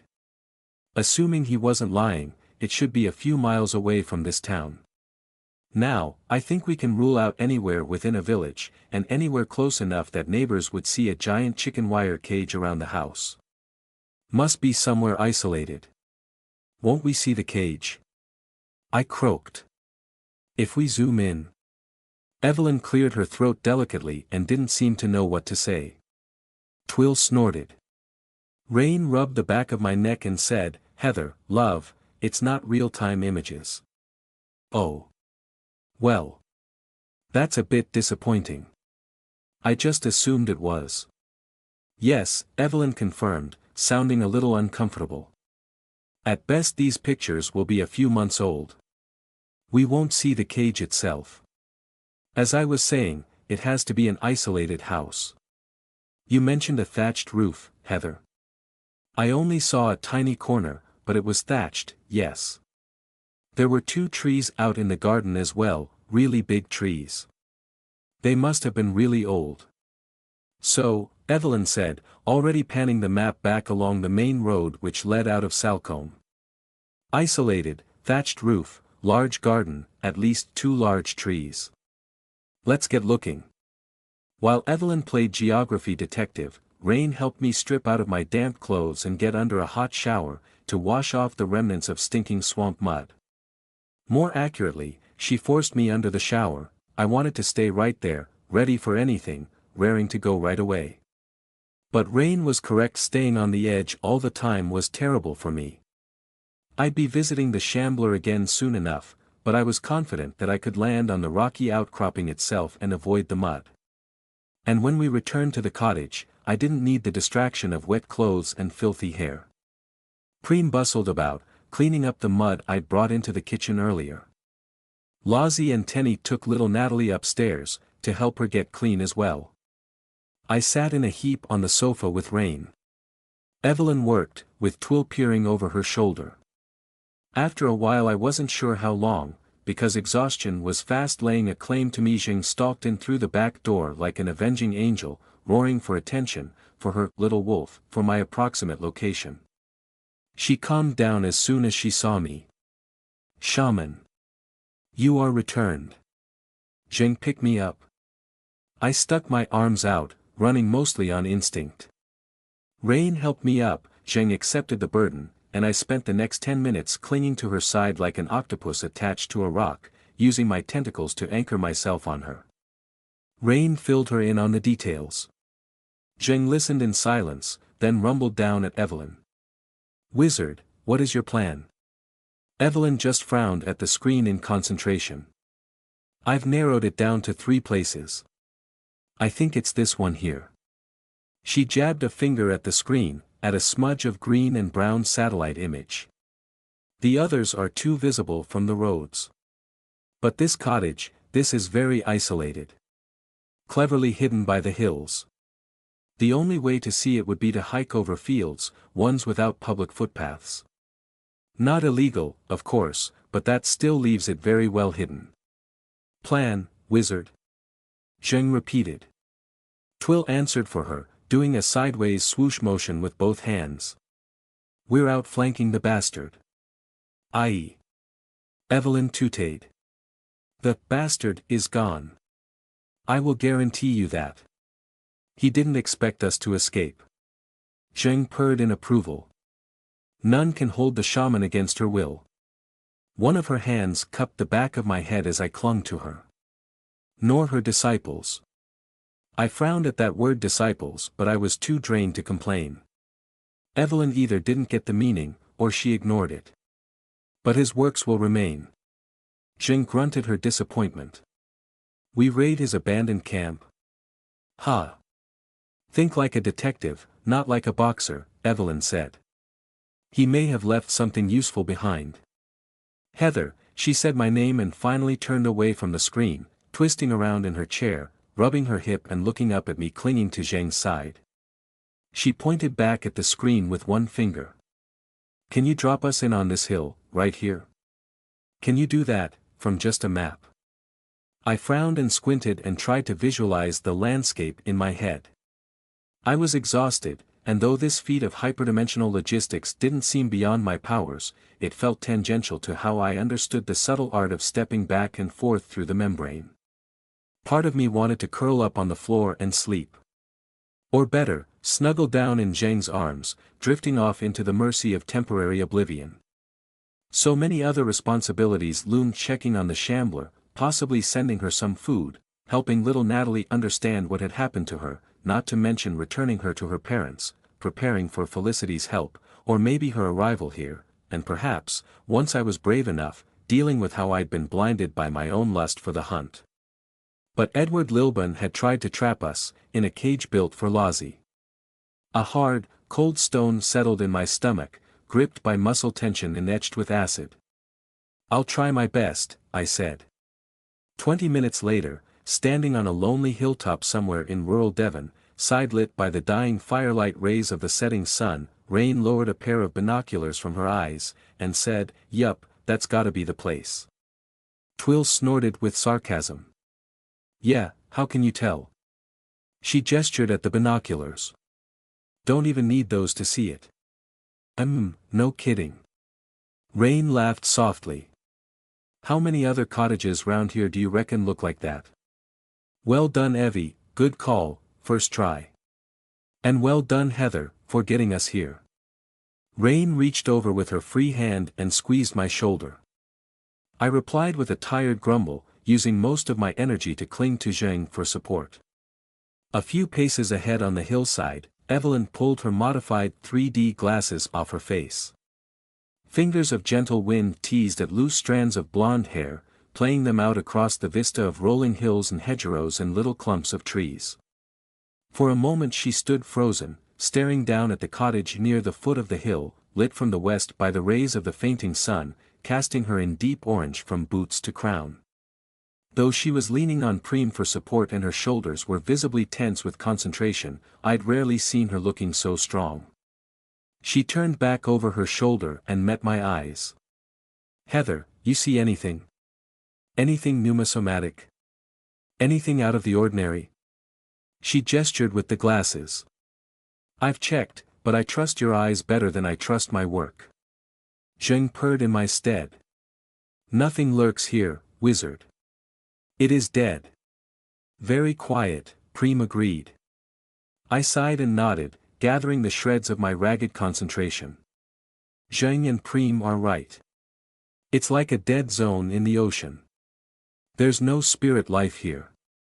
I can see things further off, but nothing ventures close to the cottage. The lack of spirit life was the only thing marring an otherwise breathtaking view. I never thought I'd see the day when I would consider the absence of weird and spooky creatures to be a mark against a locale, but that was how it felt, like something was deeply unnatural about this spot, driving off the omnipresent numismatic wildlife, not unlike the approach to Hringwindla's shell near Brinkwood. We were standing on the rough peak of the hill which Evelyn had indicated on Google Maps. I'd managed to slingshot slip us here without too much confusion or difficulty, though we'd spent a few moments staggering about like drunkards upon arrival, whining and doubling up with the pain and disorientation. I'd even sat down on the grass for several minutes while the others had looked about, until Zheng had hauled me to my feet and acted as a scaffolding for my increasingly exhausted mind. The view was beautiful and I wasn't just thinking about Evelyn looking determined and confident in the glowing sunset. All around us, patchwork fields rolled off into a tangle of strange countryside, little lanes winding between thick hedgerows, dark copses of trees on distant hills, and tiny cottages and houses visible far away, all lit by the darkening rays of a long summer sunset. The air buzzed with the drone of small insects, the purr of distant cars on unseen roads, and the skitter of small animals inside the hedges and the long grass. Far to the south, the horizon turned into a dark haze that seemed to fill half the world, becoming one with the sky as it darkened. The sea, I assumed. At the foot of the hill was Edward's cottage. Rain was right, there was no doubt we'd found the correct place. A picturesque two-story cottage, with whitewashed walls and an archaic thatched roof, set very far back from the nearest road, accessed by its own long, unpaved driveway. There were no cars on the little patch of paved ground at the end of that drive, nor any sign of life in the massive, overgrown garden, though the trees and the hedges and the little brick walls could be hiding quite an ambush for the unwary. The cottage was wrapped in a structure of scaffolding and chicken wire scaffolding which had collapsed in places, and chicken wire that had exploded outward, bent and ruined and ripped by some unimaginable force. Hyperdimensional mathematics. Spirit life wouldn't come anywhere near the cottage. The closest spirits I could see were at least a mile away across the hills, dark little tree-like things rambling across the landscape in jolly little hops. Others lurked further out. A giant of crumbled rock stood stock-still over a faraway farm, and a sleeping bird made of fire inside glass was curled up on a distant hilltop. Rain was shaking her head, staring down at the cottage as she tucked the binoculars away. "It's the perfect hiding place, isn't it?" Twill frowned at her. It's right out in the open." Evelyn cleared her throat. "It's not visible from any of the roads. Even if you go all the way up that drive, you'd have to step into the garden to actually see the cottage. I'd bet £50 it doesn't get any post. Nobody has any reason to come here, except to break into a holiday home." "Yeah, exactly," Twill said. "It's a holiday spot. Bad place to hide magic, right?" Rain cracked a grin. "Nah, think about it. Salcomb's that way, yeah." She pointed off to our right, turning so that the sunset fire caught her face in profile. "Kingsbridge is northeast." She pointed another direction. "Thurlstone's the opposite way. And hey, I've never been to any of these towns, but they're all beach holiday places, right? Sun, sea, sand, all that shit." Twill huffed. "I wouldn't mind some of that shit right now, sounds good after today." "Speak for yourself," Evelyn grunted, still frowning down at the cottage. I struggled to imagine Evelyn at the beach. It wouldn't suit her. Would her prosthetic be in danger from loose sand? Preem said, "I do like to be beside the seaside," which earned her a sidelong frown from Evelyn and an amused snort from Twill. "Point is," Rain went on, "this time of year, in the summer halls, every beach is gonna be full of middle-aged couples turning into lobsters, and gaggles of screaming kids. But here, inland? No way. Only locals would use a little road like that. A few hikers, maybe. And there's no natural path up here, no reason to come here. If you want to build a weird magical cage around a house and have nobody see, yeah, I'd say this spot is a pretty good bet." Twill shrugged. "Yeah, sure, whatever, but why all the way down here in Devon?" Evelyn made a low grumbling sound. "Whatever it is, he wanted it far away from where he lives." She took firm hold of her walking stick and planted it on the earth, clinging tightly to Preem's arm for support as she took the first step down. "So tread carefully. We still don't know what we'll find. Or if he's gone," Rain said. Evelyn sighed. "Yes, well, we're prepared for that, this time." Zheng rumbled like a tiger, eager for fresh meat. She was very happy to be included in this second expedition. None of us had any illusions what would happen if we found Edward. The short walk down to the cottage felt quite surreal. As Rain had explained, it was extremely unlikely that we risked being seen by anybody out here, not even a passing car, especially at this particular time of day. But we still had to conceal our true purpose. Rain had swapped motorcycle jacket for leather jacket, dumped her makeshift riot shield, and hidden her weapons away somewhere inside her clothes. Twill was under strict instructions not to go wolf out in the open. Evelyn's scrimshawed thigh bone was tucked inside her coat. Preen still wore her habitual maid uniform, but we were relying on the tendency for observers' eyes to slide off her, the effect of not being in the know, if we came across any lone evening hikers. From a distance we could pass for a group of young women on their way back to their holiday cottage, perhaps slightly drunk and out for an unwise ramble before dinner. But up close it would be difficult to ignore the 7 feet of rippling muscle that was Zheng. Or how I was clinging to her side without using my hands. We approached the cottage from the rear, from the garden, where we located a tall wooden door in the rough brickwork of the garden wall. A sign next to the door informed us of the name of the property, Grushan's. "What's that, Welsh?" Twill asked.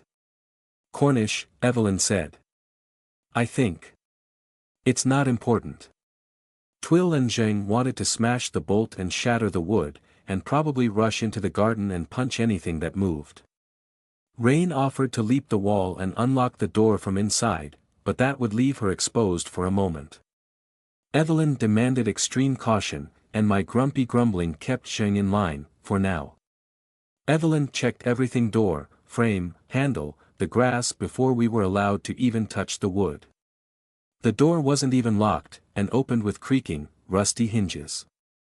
The garden itself was overgrown, near wild, neglected for at least many months, probably closer to several years. The grass was long and unkempt, the flower beds along the edge of the house and the inside of the garden walls had been overrun by weeds of all sorts, and the 2 massive trees I'd spotted from indoors were covered in creeping ivy and dry lichen. Stone pathways were marred by thick moss. Matching stone benches had cracked with the stresses of winter cold. A child's playset swing had turned mostly to rust. We proceeded into the garden as if creeping through a minefield. That strategy paid off moments later, when we discovered the outer rim of Edward's magic circle by almost tripping over it. The magic circle was cut into the earth, made from a series of shallow trenches perhaps 2 inches deep and 3 to 4 inches across, hidden by the overgrown grass. It was impossible to spot when looking at it from an angle, or from inside the house, and was difficult to see from more than a few feet away, even when we knew it was there. One would have to be directly above the cottage in order to glimpse more than a tiny fraction of the strange, winding magic symbols which covered most of the lawn. At the bottom of each trench of fresh-cut earth lay a cable of copper wire, lining the entire design with conductive metal. We quickly discovered that the circle extended around the entire cottage, filling the garden with looping swirls and esoteric symbols, snatches of strange non-human language, and a series of concentric rings that tightened around the building itself as one approached closer. It was the largest man-made magic circle I'd ever seen, and by far the most strange. "I can't believe he's done this," Evelyn said in a hushed voice as we cut our way through the circle. "Out in the open, I can't believe it. What is all this for? What was he doing?" Jing disarmed the thing as we went, ripping clods of earth out of the overgrown garden to ruin any magical effect. She pulled up the wires and cast them aside, taking a savage glee in the destructive work. Evelyn documented the circle with her mobile phone, but her hands were shaking. Eventually I reached out and wrapped a tentacle around her wrists, which helped. "You don't know what this does?" Twill sounded more than a little uncomfortable that we didn't know what all this was for. And we weren't about to find out any time soon, because Edward Lilburn was no longer in residence. The scaffolding and chicken wire Faraday cage was in ruins. Some parts of it had simply collapsed against the walls of the house, but in places the wire had twisted and exploded outward, as if pushed from inside by sudden force. A few of the metal scaffolding poles were sheared and broken as well, looking like they'd been through a car-crushing machine. "Holy shit, Heather," Twill murmured as we approached and negotiated our way around the wreckage. "You really did a number on this place." "Sorry," I murmured, as Zheng lifted me over the mess. "No." Twill laughed. It's good. It's cool. No cage can hold the shaman, Jing agreed. Once we got inside the cottage itself, we quickly discovered that Edward was gone. We proceeded with almost military caution, with Zhang and Twill in front, Rain with her gun out, and Evelyn clutching her bone wand. But there was nothing here to fight, nothing here to surprise us or jump out at us from around a spooky, shadowed corner. We found the kitchen exactly as we'd left it, complete with the magic circles and Edward's steel cat tree machine hooked up to a broken laptop, the machine which had apparently interrupted Lozzie's slip and brought me here in the first place. "We'll want that," Evelyn said. "I want to take it apart and understand how it works. It's the best clue we have on Edward's techniques." Zheng didn't agree. "A poor trophy." "I couldn't agree more," Evelyn said with a sigh. We found the rest of the introductory letters Edward had left for me in every room. We found the light switches to flood the house with proper illumination, pushing back the encroaching evening, including a few outdoor floodlights attached to the corners of the cottage, which did their best to make the garden more hospitable at night time. "You don't think it was the real him, right?" Twill asked with a frown that made her look like she was constipated. Hands on her hips, standing on the overgrown garden path, the too harsh outdoor floodlights ruining the majesty of the summer night around her. "Like, he was bluffing or some shit?" "Then where's he gone?" Rain asked. "Walked off," I suggested. The others looked at me. I shrugged. "As soon as we left, he could just have started walking." Rain started laughing. "In fact, we found nothing new that one wouldn't find in any holiday cottage in rural Devon. Except for the contents of the kitchen, which were now ours, and the letters in every room, which had undoubtedly never touched Edward Lilburn's hands, there was nothing here for us to puzzle over except his absence. And the magic circle, of course. Evelyn insisted on documenting the entire magic circle and on systematically destroying it afterward. None of us argued with that, even if Twill sighed a bit. "I think she was missing something on the telly that evening." Rain snorted at that. "What's wrong, Twill? You don't fancy staying the night here, going down the beach in the morning?" "Screw that. Still bloody spooky." Preem found a long-handled garden spade just inside the front door of the cottage, with dry dirt on the blade, just the right size for digging those little trenches. Evelyn set about taking photographs of every part of the design cut into the garden soil, sketching certain areas in her little notebook, and writing down the strange language of the added incantations. Preem followed, digging up lumps of earth, destroying the circle piece by piece, severing the copper wire as she went. As they worked, the sun slowly dropped below the horizon, plunging the cottage and the garden into the shadows of a summer night. I sat on one of the little stone benches by the back door, the door which Edward had been trying to lure us into charging through. Watching them work lulled my mind into a strange semi-trance state of emotional and mental exhaustion. Zheng stayed close, stalking up and down, accepting the lazy touch of my tentacles whenever she passed. Rain and Twill were back inside the cottage, going through the upstairs bedrooms one more time. Eventually, Evelyn's circuit brought her back toward the door, toward me. She looked up from her notebook, staring at me across a few feet of humid night air.